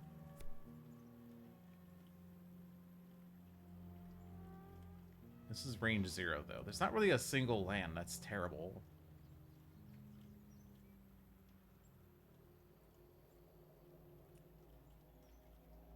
I mean, potentially next... Potentially in a slow phase, E3 and A3 are both terrible, but...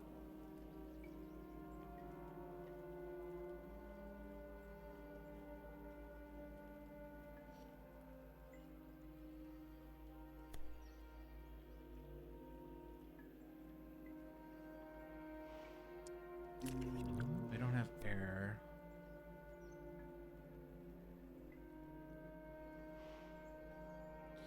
Replacing pieces with explorers. Why don't I just do this?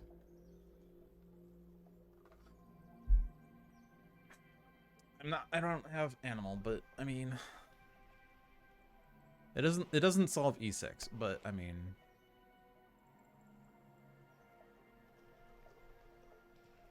it solves either E3 or A3, and I think my range is... Oh no, I'm in E4, so I could target either.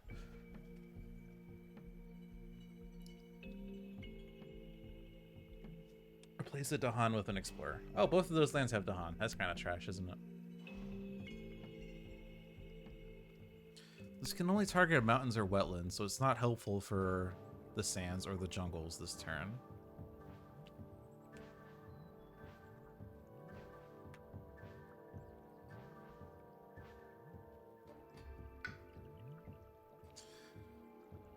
We could bargain.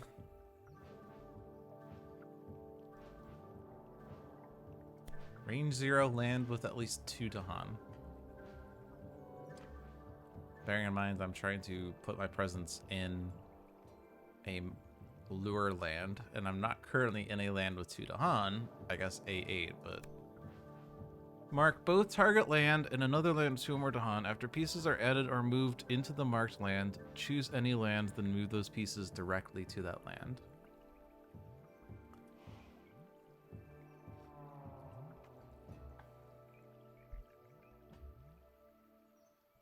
See, the thing is, I mean, I think I just realized this says pieces, which means not just invaders, but presence, blight, beasts, Dahan, wilds, badlands.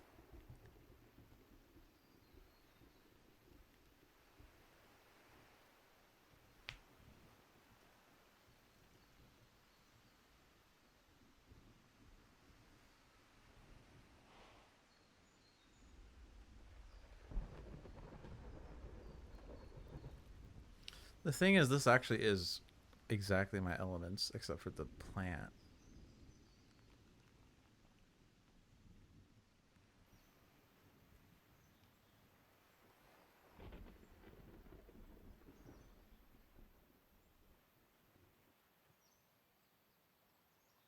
I guess I can't grow into A8. I'm not close enough. That's the problem. Which means, I mean, I guess I'm not necessarily reclaiming 1. I don't have to.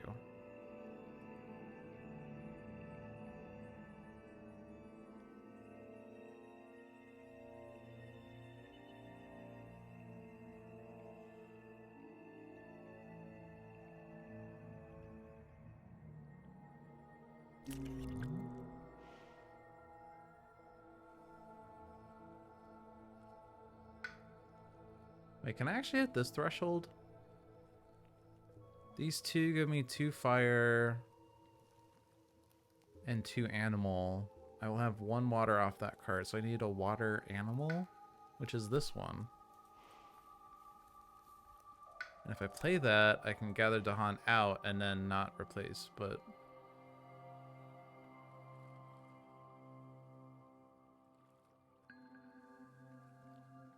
Is that weirdly... I mean, I guess I was consider. It's not like this is weird, but...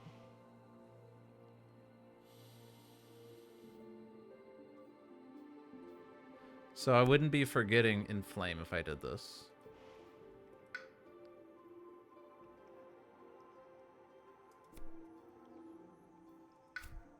Which one was... It was Flow Down River? I guess I want to forget one of my unique powers, because I can get those back with event cards. I guess pushing to Explorers has been kind of the lamest one so far.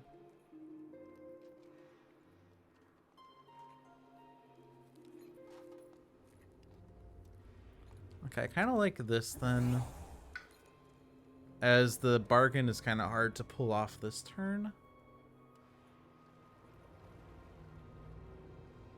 Let's get rid of push to Explorers. Add a presence to a lure land. Range 2.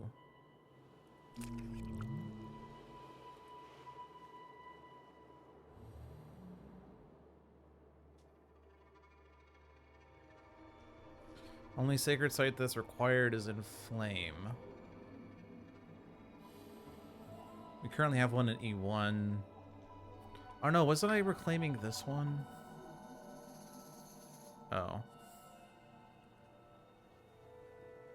Unless I let E1 Ravage. It will blight the island is the only issue with that. Losing a presence is whatever, but if I let E1 Ravage, I can still use this innate to gather a presence in a way that I form a sacred site and then Inflame. I will also have 3 animals, won't I?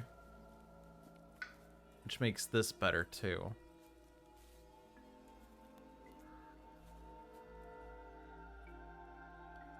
I think it's worth letting the island blight and losing that presence to make that happen.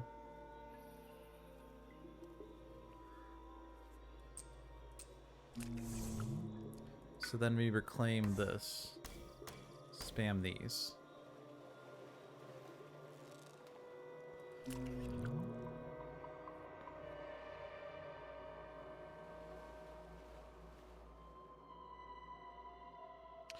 Probably means I'm reclaiming all next turn.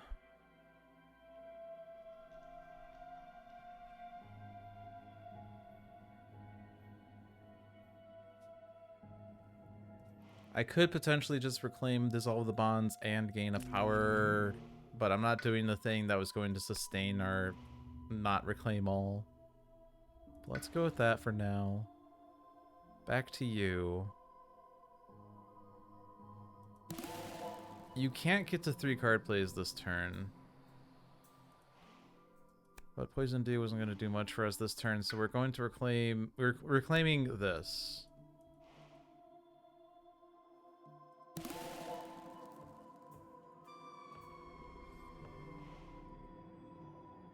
And we're growing into E6. Yeah, so this is doing that. And then... probably just take a minor.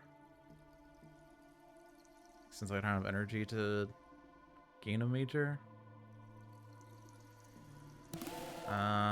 Probably just keep going up this. Eventually if I hit the reclaim 1, that's like sustain, isn't it? Gift of power? That actually would have been slightly better elements on Fathomless Mud. 1 fear, isolate, defend 2. 1 Dahan does not participate in Ravage. Lure of the Unknown, land without invaders, gather.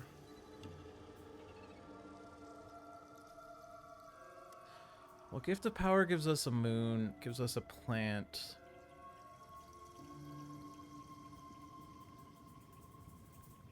Lure of the Unknown gives us the moon, the air, and the plant. And a fire. I kind of fail to see why I wouldn't just do that, especially if I'm taking a plant here. So I take this, and I'm putting my presence in there, which gives me a plant, and I reclaim Swallowed by the Wilderness. So I get this. So I add a Badlands now.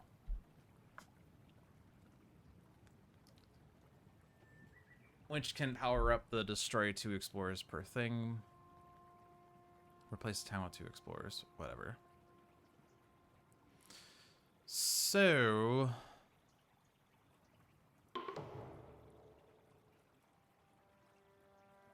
Swallowed by the Wilderness kills a town in here. We ignore 2 explorers, so there's still a town in there that I have to deal with, but I can gather that town into E7 or E8, which is kind of silly, but I mean, if I gather the E8 town and the E7 anyway, it's not really going to make any difference. So I do this, gather town out. Then damage 2. Okay. So the island will blight. Heavy farming. During the next normal ravage, each town does +1 damage. Prey on the unwary. Each beast destroys an explorer. Add a beast to a board without one. Coming of age. On each board, add a Dahan to a jungle or wetland with Dahan. Okay. Well, now I don't have to ignore the explorers. Dahan to a jungle or wetland with Dahan. Wish I could look at Fathomless Mud's cards right now just to double check, but we had the one that pushes up to 2 Dahan, so I don't really want to add Dahan to a jungle that I'm going to do that in.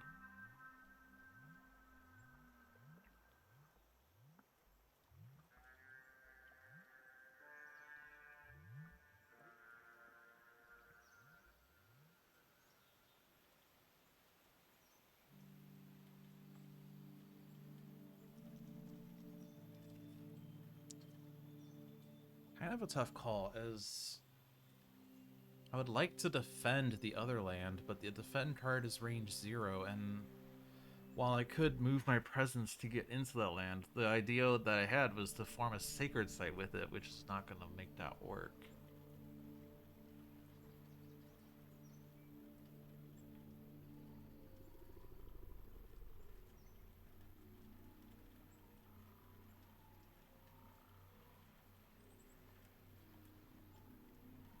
Like, these 2 lands are basically equivalent. The problem is that, like, I don't care about this land. It's not really an issue. And I don't care about this land because it's never going to be an issue now.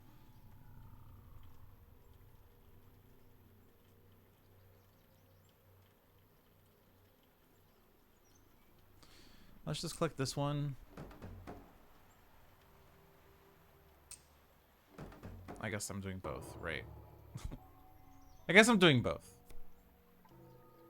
Mimic the Dahan. Each player moves and explore a town from a land with 2 or more Dahan. Okay.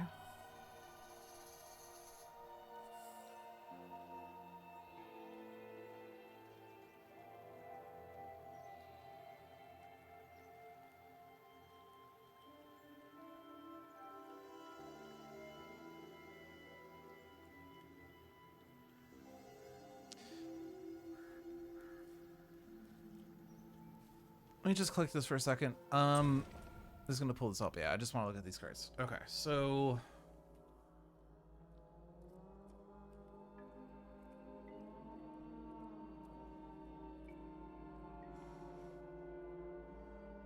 yeah, I kind of screwed up by putting a Dahan in there, but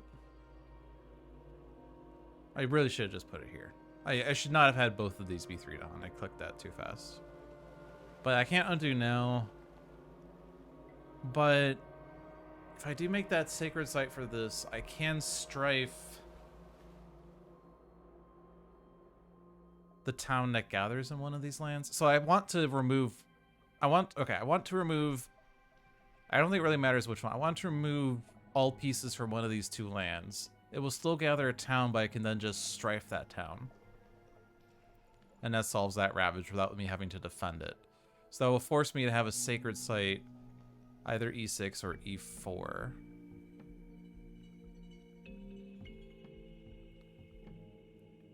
And then Dissolve the Bonds is going to replace a Dahan with an Explorer, even if I do gather 2 Dahan out. But it's probably okay because then, like, there's 1, 2, 3, 4 explorers, 5 explorers versus a gathered town. So town dies, 2 explorers dies, there's 3 explorers and they push out. So it's not terrible really. So let's just remove that explorer. They still gather that town, but it's fine. All right, island is blighted. Blighted island back against the wall. Every spirit phase, each spirit gains +1 energy and +1 card play, but we only have 4 blight left. That's okay, honestly.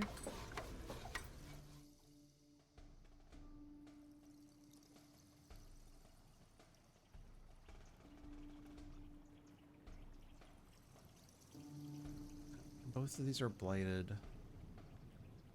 The next one is either wetlands or mountains. They're both wetlands, obviously.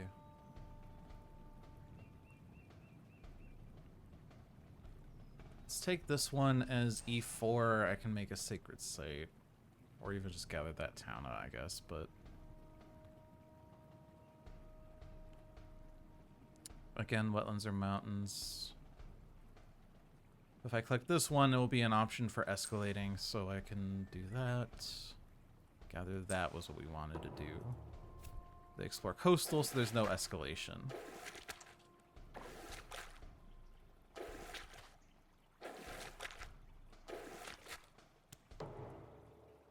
Alright.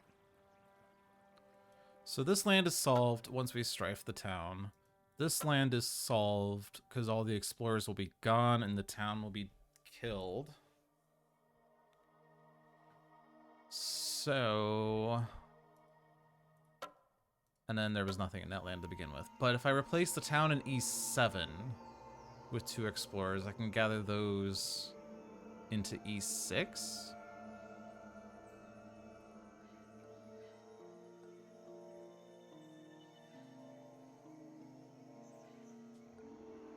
And then destroy them?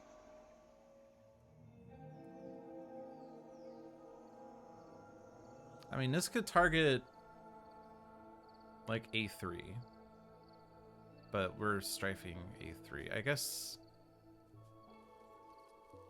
I mean, A3 will also be diseased. I could put this in the land they're building in, and instead convert the 2 towns. But I guess like E7 still has to be dealt with. So let's just do the thing that makes sense. Do this to stop E7 from being a thing. Gather those into E6, which is the only other place that makes sense.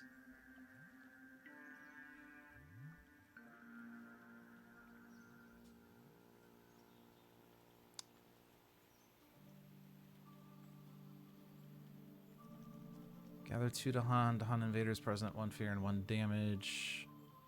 Probably just gather 2 into E4.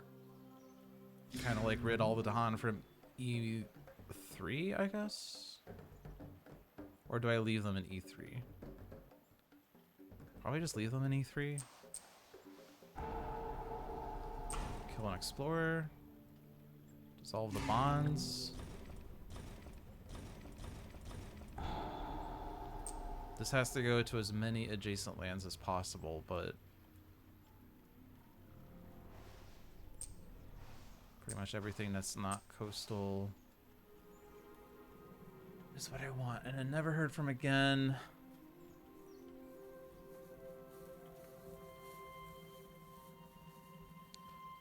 Destroys explorers per token. That kills 2. That kills 3. Also adds a Badlands. This land is unlikely to be relevant. We still have sands and wetlands. I guess both of these are... Well, this one is guaranteed explorer. This one is not ever exploring. Well, I guess it is exploring, so they're both kind of the same. But let's just do it here. Just spread the Badlands around. Okay.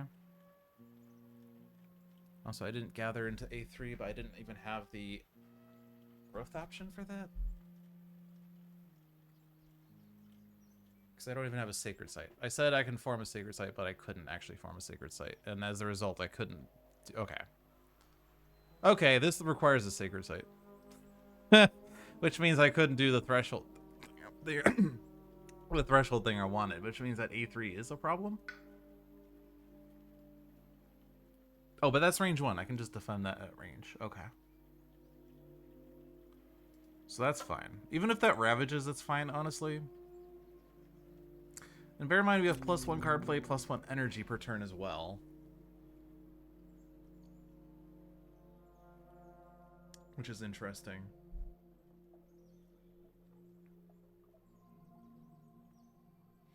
I think because I'm playing 4 cards, it doesn't make sense to try to play only 2 cards with a reclaim. So I'm just going to reclaim all.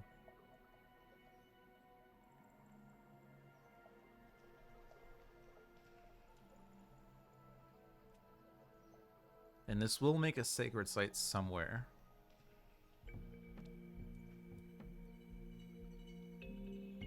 We could like do the same plays we did last turn, except this time actually have a sacred site, but also do the defend card. 4, 6, 7. I guess I won't have enough energy. I only have 7 energy, but these 3 cards that are integral to hitting the thresholds do not allow me to defend 5.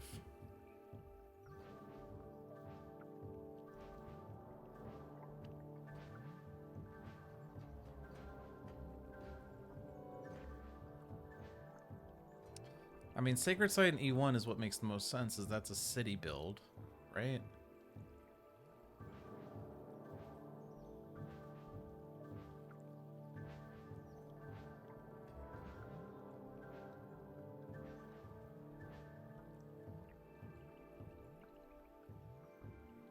Could we hit the 2 damage?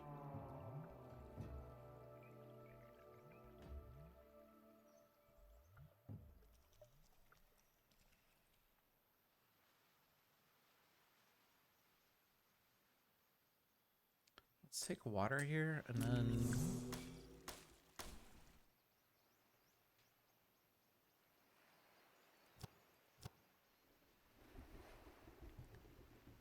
So I'd have to play a Moon Water card. And I don't have any other Moon Water cards. Oh, by... Okay.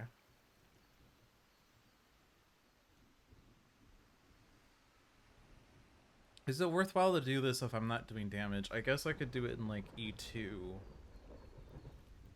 Still building a town, but it gets rid of most of the pieces there. I guess they're still gathering towns, right, per the adversary rules. So like A3 is not like immediately solved, right, because it's still gathering a town from E4.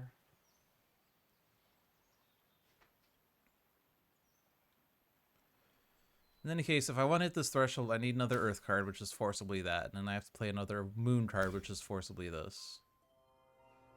Is it worth doing this to do 4 damage, 2 fear, push 2 Dahan?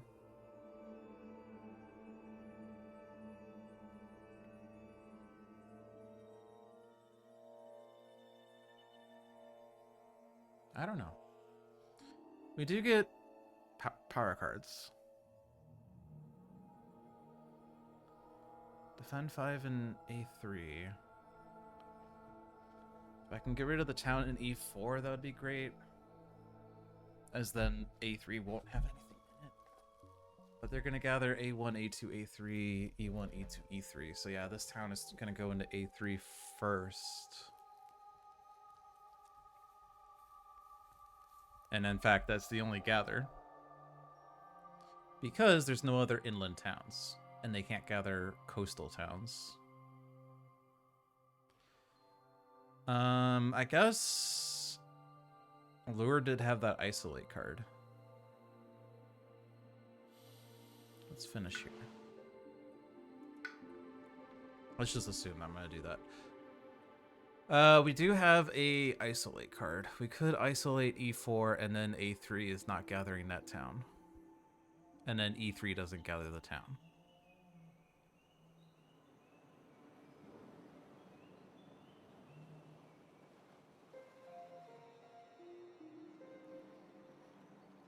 So I don't have to reclaim all to do that. I do have 3 card plays, but I can still reclaim 1 and gain a power card. And I'm sitting on 1,000,000 energy now. This could be a major.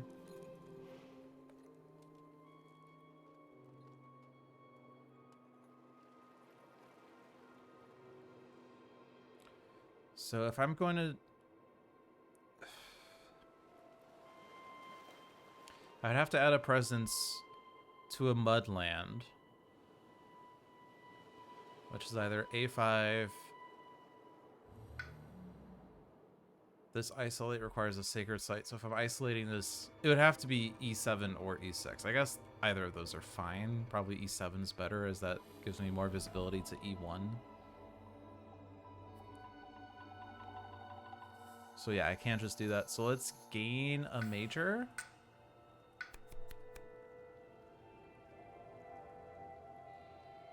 Uh-huh. Interesting cards. Before we... Let's just look at elements first before I really read too much into this. Twisted Flowers probably is the one most likely to be best elements, because that's moon, air. It's also plant. But it's not fire or animal, but like those are the least relevant ones, right?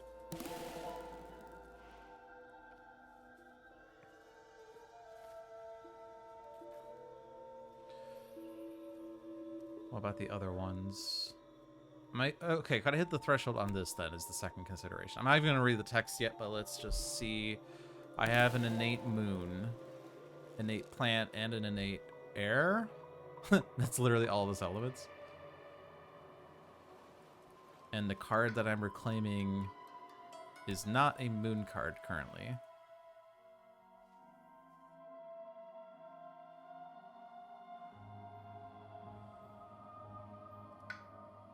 Does that change my calculus? I guess we could Lure of the Unknown the town out of A3. Wait. No. Oh, right. Lure of the... Okay, if I Lure of the Unknown E4 into E7, that town does end up gathering into E1. But it doesn't gather into A3, so I don't have to worry about the like solving that land in addition to everything. And that will give me another moon.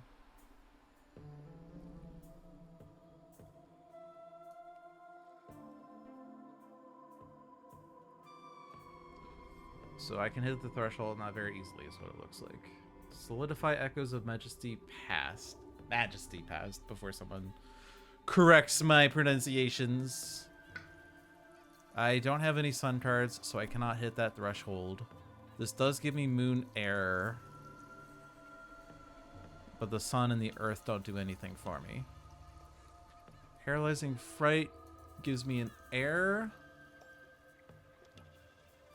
I don't have innate air yet. I will have innate air, but I don't have innate earth, and I won't have 3 earths with the card plays I have.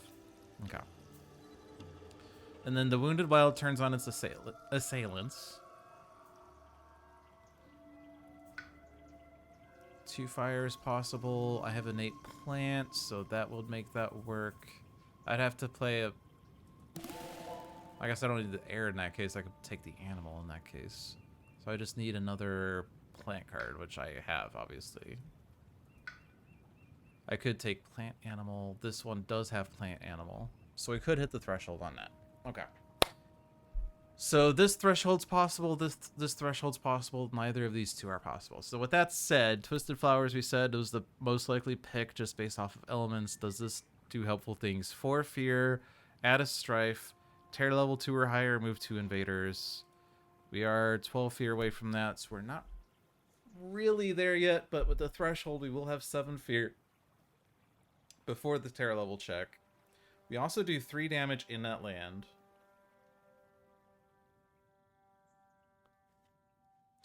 So it's a strife, 3 damage, maybe remove 2 invaders, and 7 fear.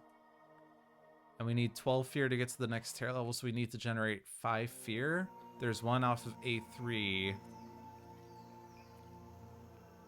Potentially some off of this.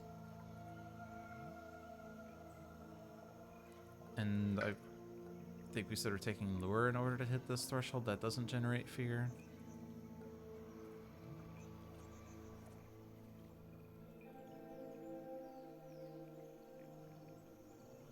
And we do know that Fathomless Mud has a 2 fear innate that's going off.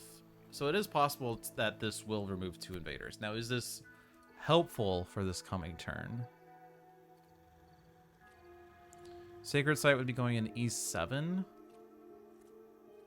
Well, I guess I wouldn't need the one for set them on a ever-twisting trail, but Sacred Site E6 wasn't going to do much, and then A5, I guess, could target A1. But E1 is probably the most relevant. They're building an Explorer.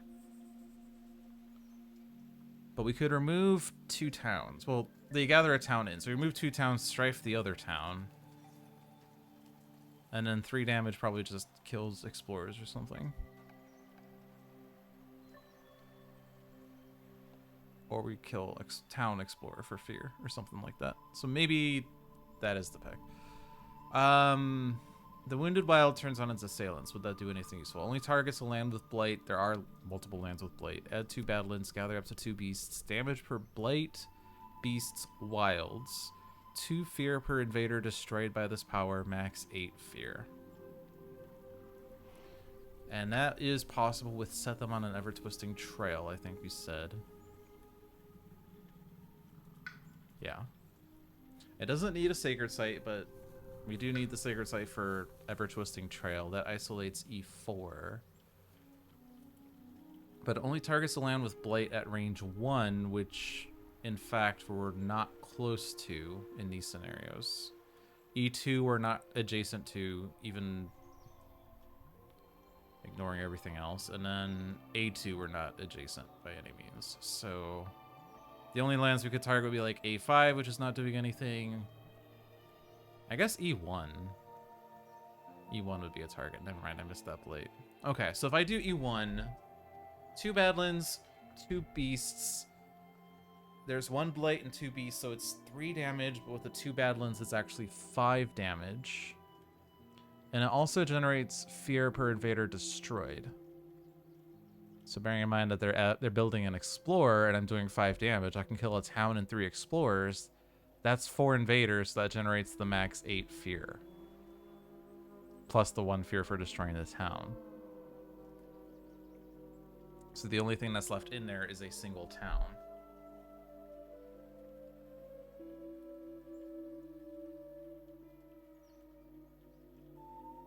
But this is 8 fear with a bunch of destruction. This is 7 fear with a bunch of destruction and a strafe. So like slightly more fear, slightly more peace. Well, oh, it only gathers 2 beasts. Never mind. It gathers 2 beasts. It doesn't add 2 beasts. Never mind. So no, this is worse. Okay, so what about like just skipping all invader actions? Does that do something meaningful? Sacred Site E7 to isolate E4 and then skip all actions E1. That doesn't do much this turn. It does get 4 fear, but that's like meh. Choose one of target spirit's land, and that land and each adjacent land defend 3. They add a destroyed presence to each adjacent land. Skip up to 1 invader action at each destroyed presence.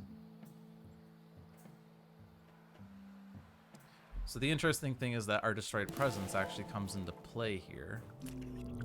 And Fathomless Mud has 2.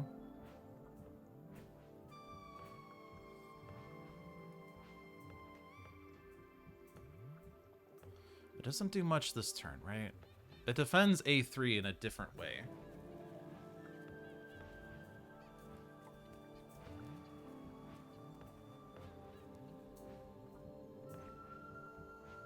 The problem is we already decided on playing the defend card with Fathomless Mud, and we can't go back now.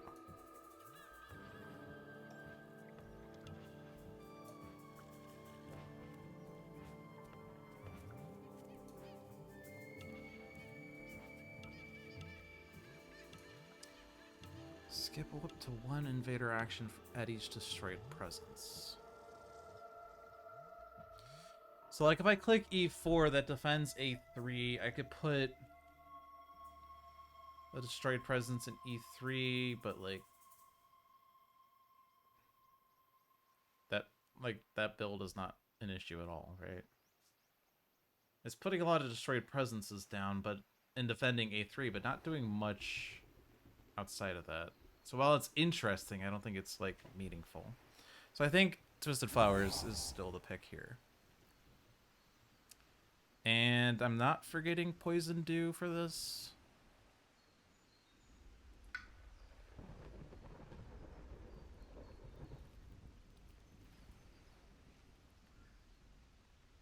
We're playing... Wait, what are we playing here? We're playing Lure of the Unknown, so I'm not isolating in this one.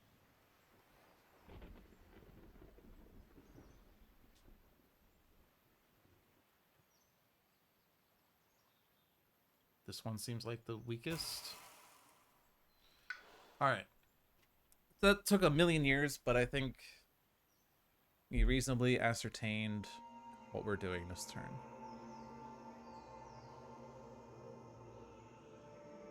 The card I'm taking already has an heir, so I feel like I just want the animal.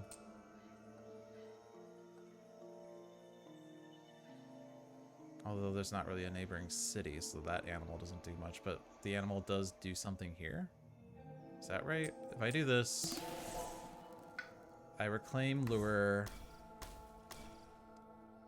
I do hit the threshold for damage, but it's only in an inland land, but obviously it could just go in like E4. But we do put a Badlands, destroying explorers, and then it's actually 3 damage, but...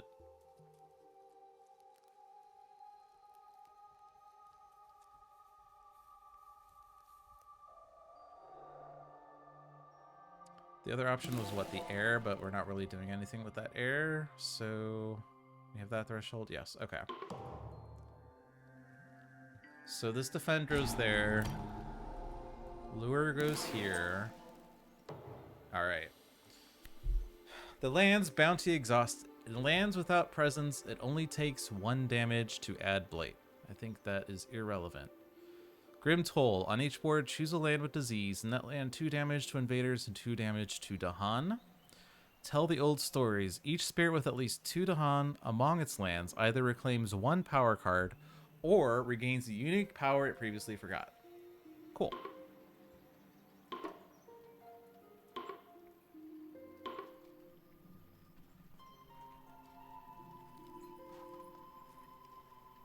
So, screw you. This is me, right? We're looking at me here.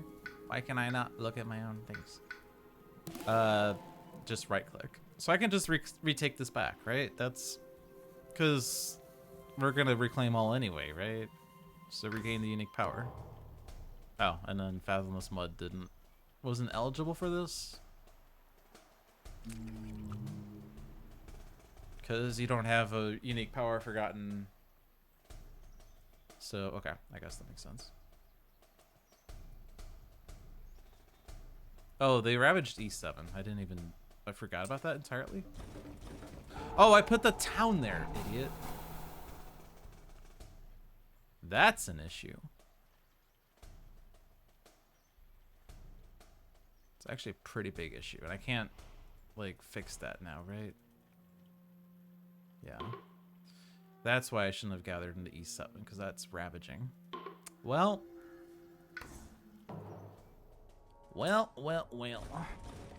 That actually is really bad for Twisted Flowers, but nothing I can do.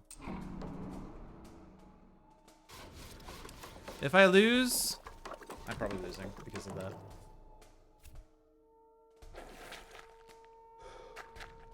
All right, Mountains Explore. They're not escalating on board E though, so I have that going for me, which is nice. Go there, I guess. So this is now going to be a challenge, as I only have 2 Blight left on the card, and I don't have a Sacred Site for my Twisted Flowers, which is... No, I do have a Sacred Site still. Okay. It's not ideal, but I do have it. Mountains.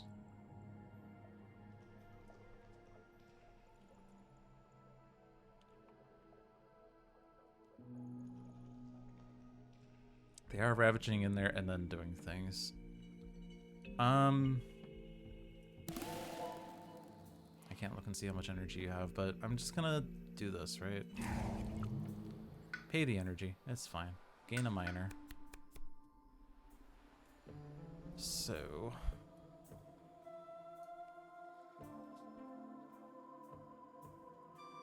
Playing how many cards now? 3. I guess that means you're not reclaiming all then, which is good.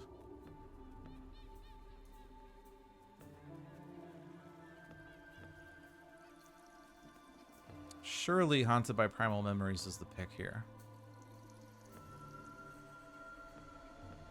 It's a defend card, range 2 from a Sacred Site.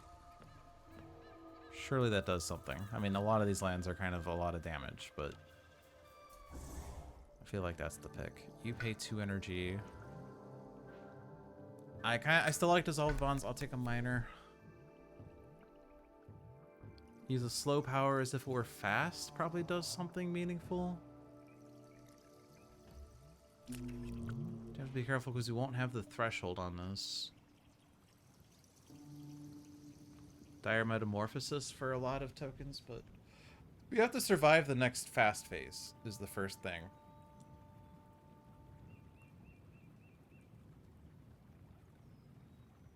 Dire Metamorphosis is a lot of tokens, but it also adds a Blight, which is not good when we only have 2 left.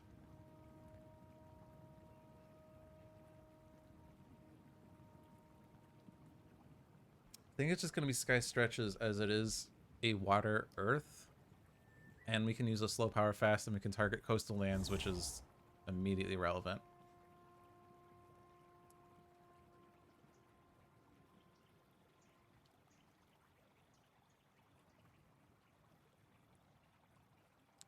Jungle Wetland, destroy all explorers.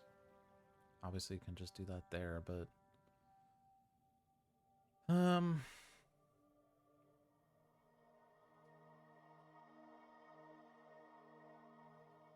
Converting this town into 2 explorers, gathering both in there, or we could just replace the city, actually. I said earlier we don't have a relevant city for this, but we do. Convert the city to 3 explorers, gather them into A5, destroying... We add a Badlands, so we do destroy 6 explorers, so that does generate 2 fear. And then we're just one fear away.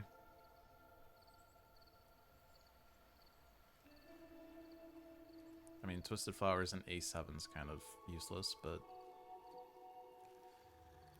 not really much else I can do, I guess. I guess gathering that Explorer from A6 is also meaningless. Destroying that Explorer is meaningless. Destroying this Explorer is meaningless.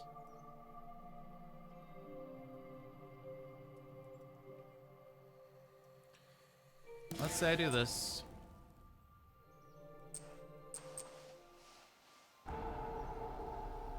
So do we get fear off of any of this? Surely we do, right? Yeah, we have fear here. Okay.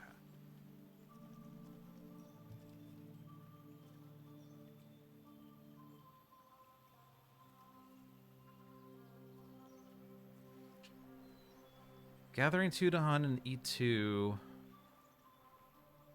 generates a fear. 1 fear and a strife. Strife the city, and then... Oh, but that pushes the hunt. But I can do this first, right? But I can't do this before this. But that's fine. Fear and a strife. Strife the city. Now we do have the 7 fear. So I can do this.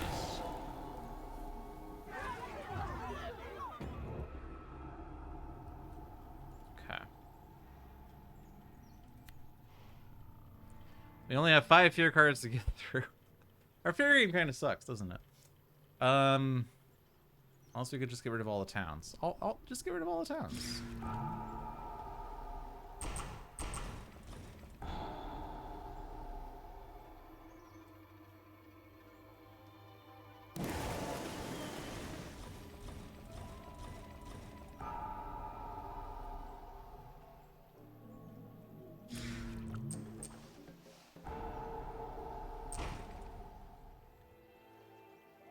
Okay, so this is then good.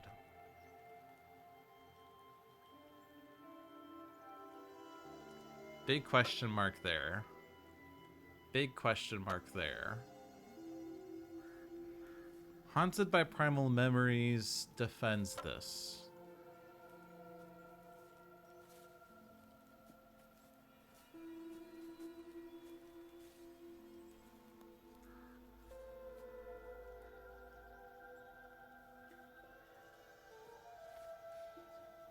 If I kill this Explorer with Poison Dew, they don't build there. Kind of not the immediate consideration, but we do have a lot of fear cards. Maybe the fear cards help us here. The issue is that we have 2 lands that are blighting and are both cascades, so we can't let either one go, but this wouldn't have been an issue if I had done what I wanted here, but I screwed that up. Oh well, no regrets. Destroy that Explorer. Okay. So I can play my hand right now, right? Yes. Does that do... What does that do? Sky Stretches... Sky Stretches to dissolve the bonds in A2?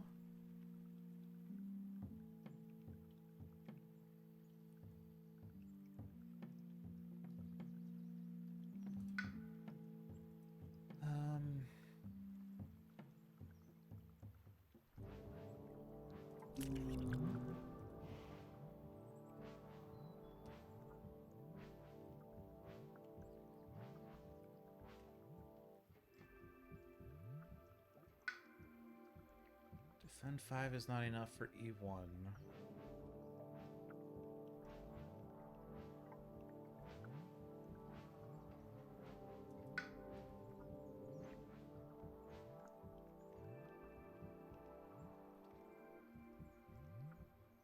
The problem with Dissolve the Bonds in A2 is that I have to push the 3 Explorers, or even 4 Explorers, into A1, A4, and A3, and then defend 3 is not good enough.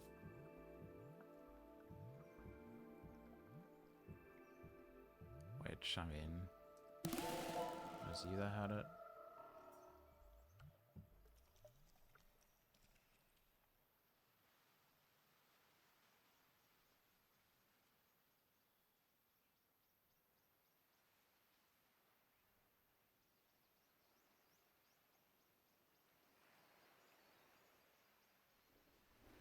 There is a slight chance we can hit this threshold if I take a power card, because I need to get an animal.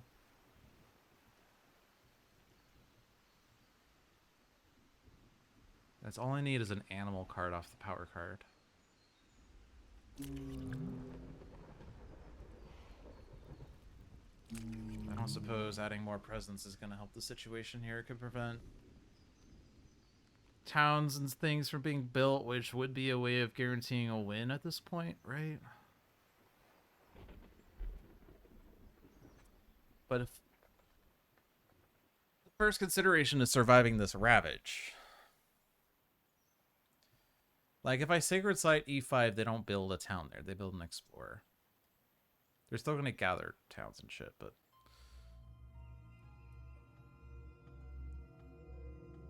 I could also Sacred Site A1 and they don't build a city there.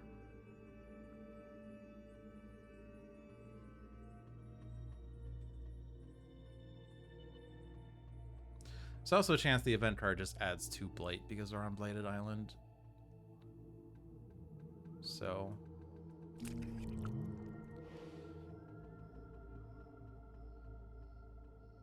it's always Sky Stretches and Dissolve the Bonds, so I don't take a major here.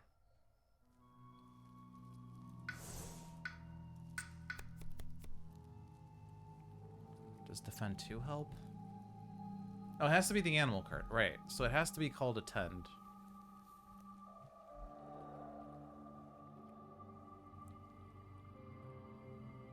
Sorry, if I'm... Okay, so the reason I'm thinking of the animal here, I didn't really vocalize this, but the animal replaces Town with Explorer.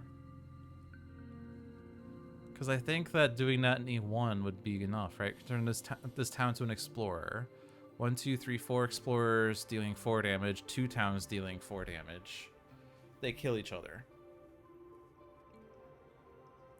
So assuming that that works.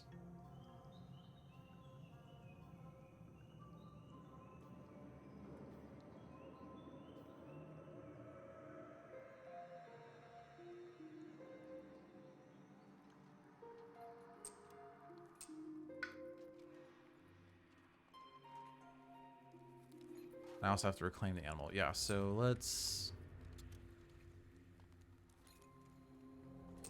need Sacred Site? Yes. Let's not forget about Sacred Sites here again.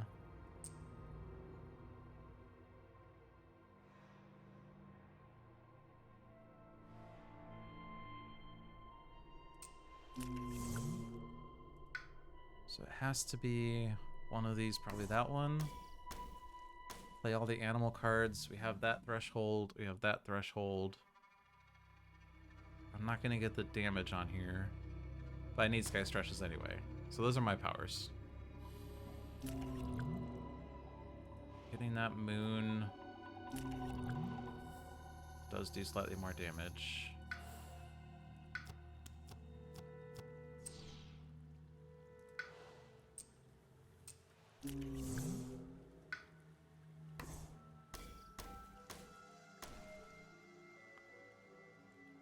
So Sky Stretches, dissolving the bonds here. So that solves that ravage. And then this is going to be a defend off of lure. So the only question mark is A2 right now.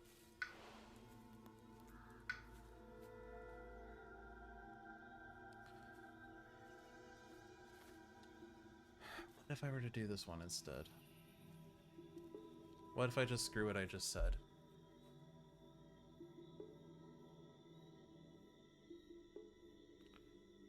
Because what if I made this fast?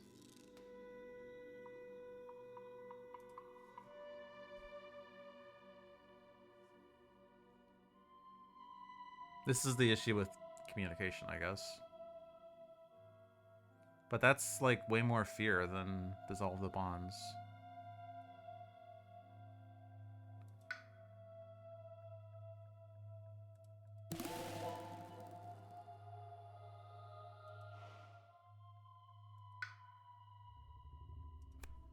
Three moon, 2 air, 3 plant. We're currently at... We're gonna have plant air there. we currently have innate moon, innate plant, and then even innate air. So yeah, I hit this with my cards. I don't need to reclaim all. 7 fear. 3 damage, add strife, remove 2 invaders.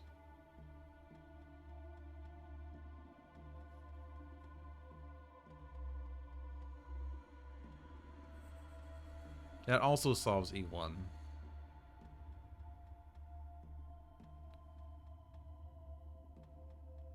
But it doesn't solve A2. And there's no point in solving the same land in 2 different ways.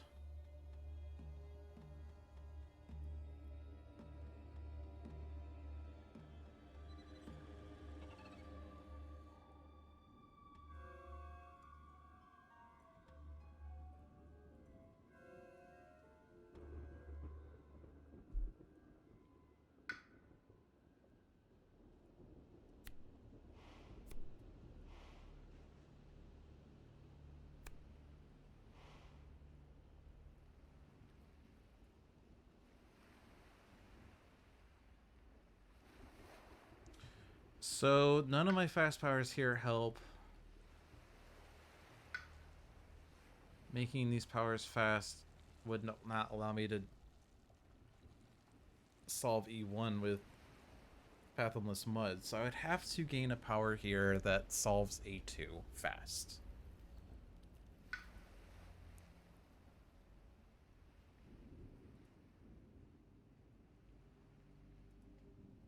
Lazy Reno will just do it, right? Maybe? No?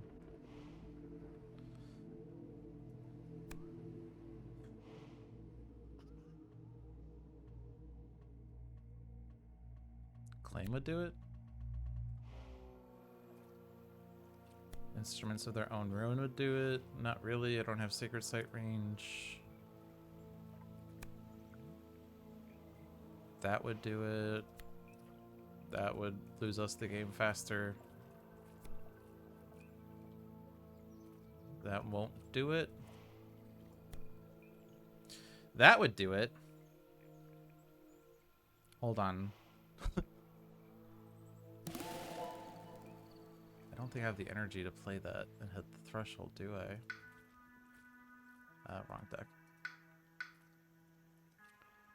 Because 6 energy, I can get +1, so I'd have to play just that card.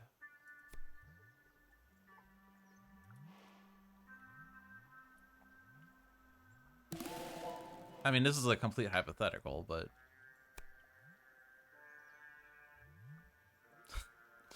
but removing 3 Blight would just give us Blight. It would just profit us Blight. So... like, if we can secure any Blight, that would save us tremendously. Alright, I'm going to click Major and hope to get one of the fast powers that helps us here.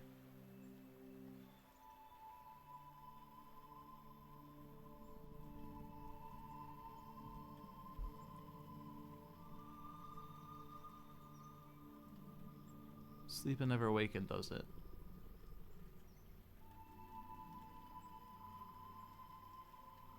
Alright, so what do these do? We don't have... we have 1 animal.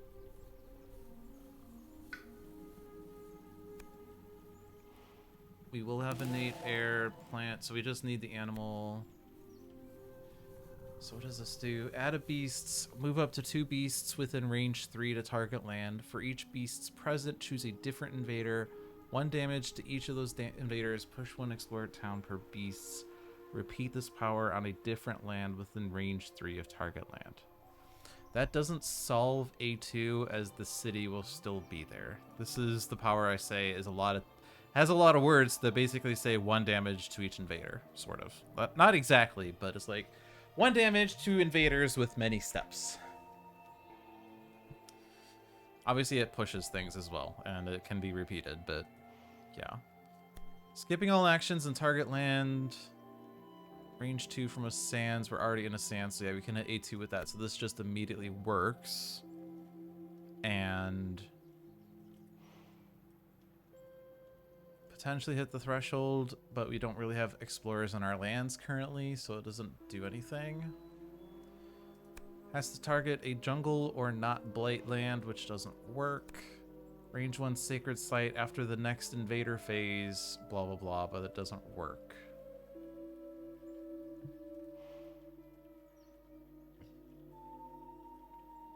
So the only one that solves it is Sleep and Never Waken. So I take that and forget the power I just took back. The power that I previously, the unique power I previously forgot that I reclaimed, I'm gonna go ahead and forget again. Maybe. It is currently my only plant, is the thing.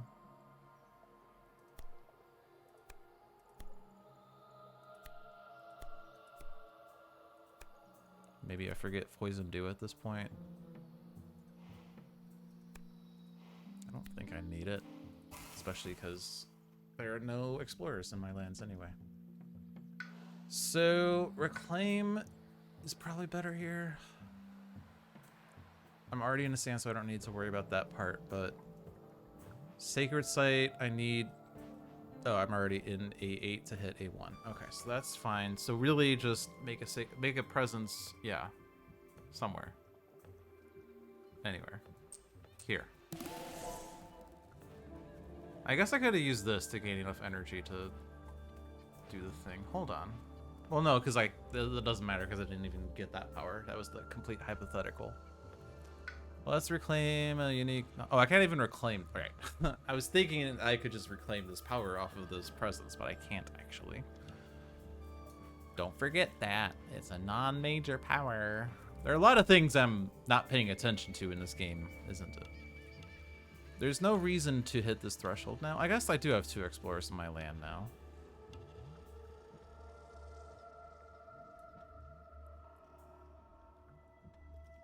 I have an 8 animal. I have an 8 air. Oh, so I just hit this like for free. Okay, that's nice. I'm not playing 4 cards anyway. This is literally just to hold on for next turn, I guess, or play with other things. I'm playing these 2 for sure. This gives me no plant, which kind of sucks. I don't know. I do. No, I'm not playing that one. Or I could play it, but I don't know. I'm saying words. Building mountains.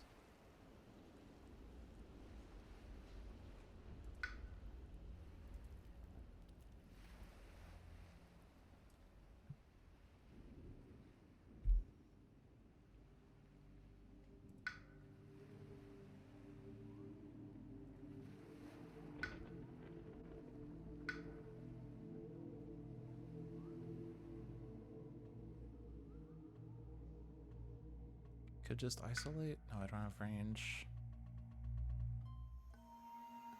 Honestly, just this.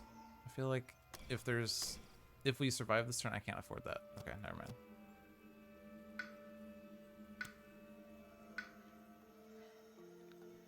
Playing those 2 cards alone lets me spend 1 energy. Okay. Just add more tokens. How about that? Inland things? Wait, that is inland, yeah. Okay, that's useless. Lure?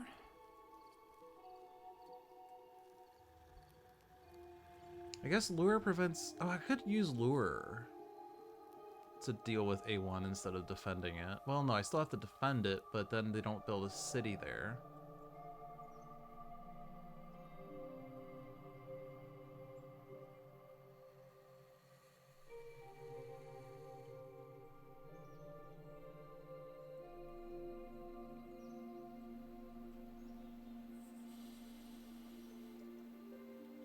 I mean, it's free.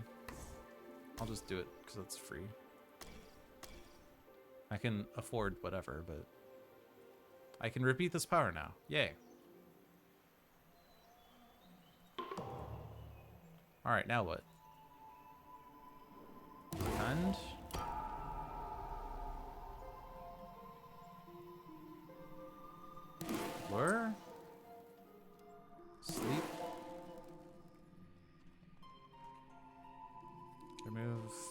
blah.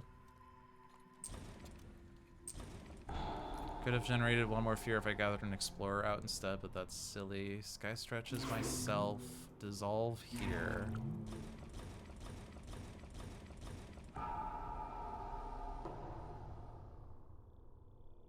Before I click that, just to verify, only Blight is now E1, which is not happening. Okay.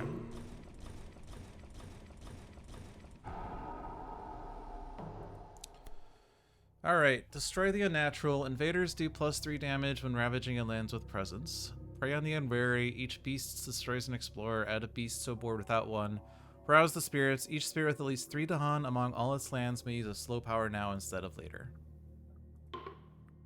Well, then I guess we could have won if I had done my original plan. That's fine. Because I could use a slow power now.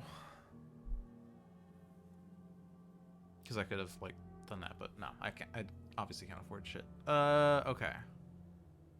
Mud doesn't have 3 Dahan among his lands? Or is this just order of operations that was randomly chosen? I think it was randomly chosen because these two are in the same lands. Yeah, okay. Oh yeah, this is Mud anyway. I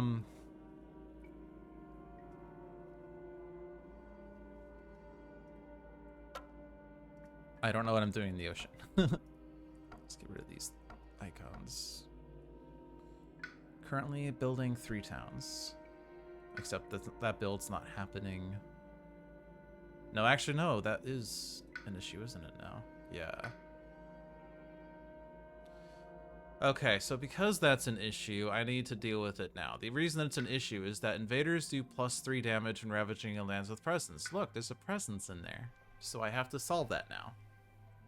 There's a chance that one of these 3 fear cards allows us to solve it, but I can't gamble on that because this blight loses us the game. I can't take that chance. So one option is to just strife the explorer, which is silly. One option is to remove the blight. Problem with that is that the 2 Dahan die and then they build there.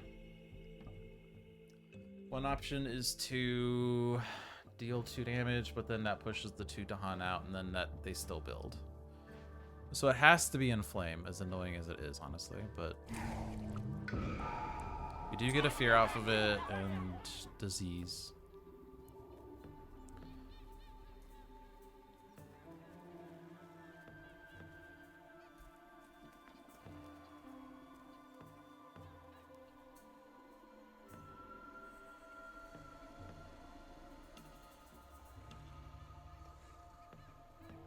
Okay, this is range 1. I can't hit that land.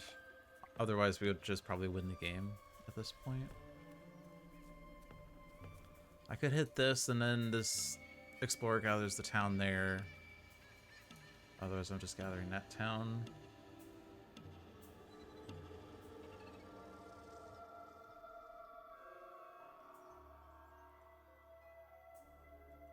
I don't think it makes sense to use that right now, as there's not really multiple things I can hit with this.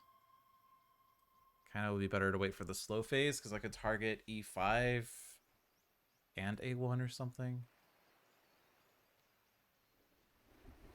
But there's also no purpose to using this power, as there's nothing in my lands right now either. So I think I skip here, because neither of these are advantageous. Alright, 3 fear cards. Angry mobs. In each land with 2 or more explorers, destroy an explorer or town per 2 explorers. Cool. Sense of Dread. On each board, remove an explorer town from a land matching a Ravage card.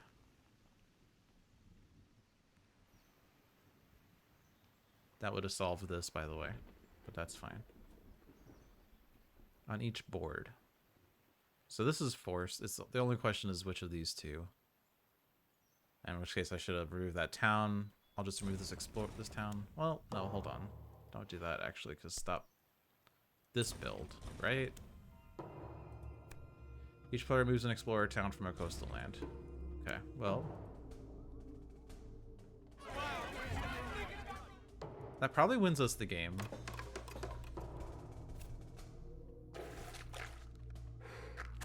There's no escalations. They're not adding any more towns.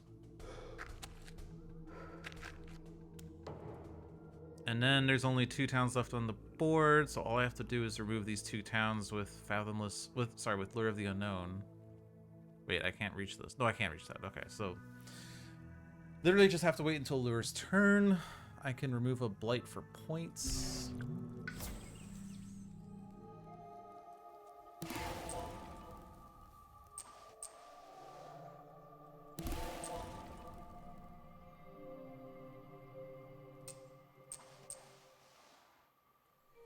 Oh, there's a city in A2. Okay.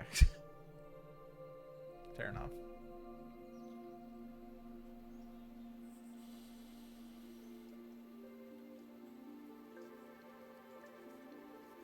So we don't immediately win. That's fine. Can still get pretty close to... we probably just win in the next turn. Because we just reclaim all... Take off energy track. Yeah, that does it. Because we get Sky Stretches the Dissolve again, but this time targeting A2.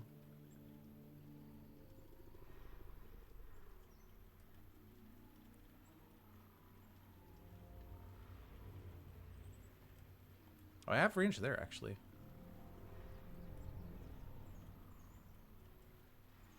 I mean, doesn't do anything.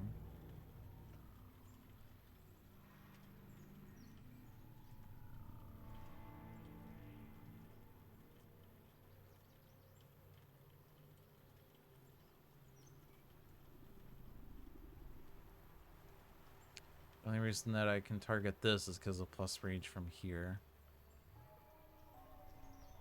I'll just do that.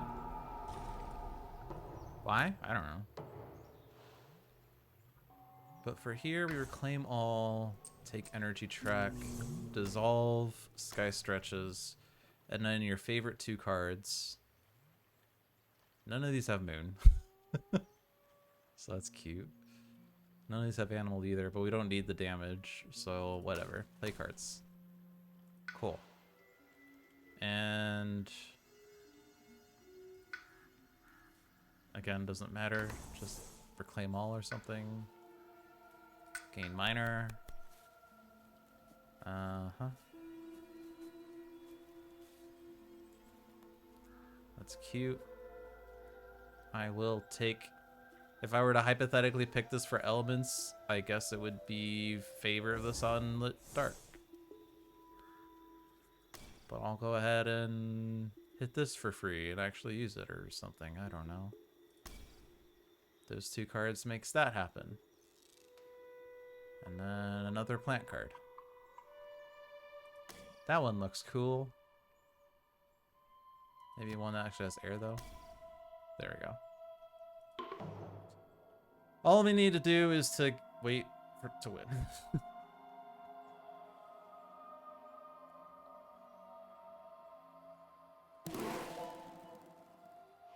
Eventually we win.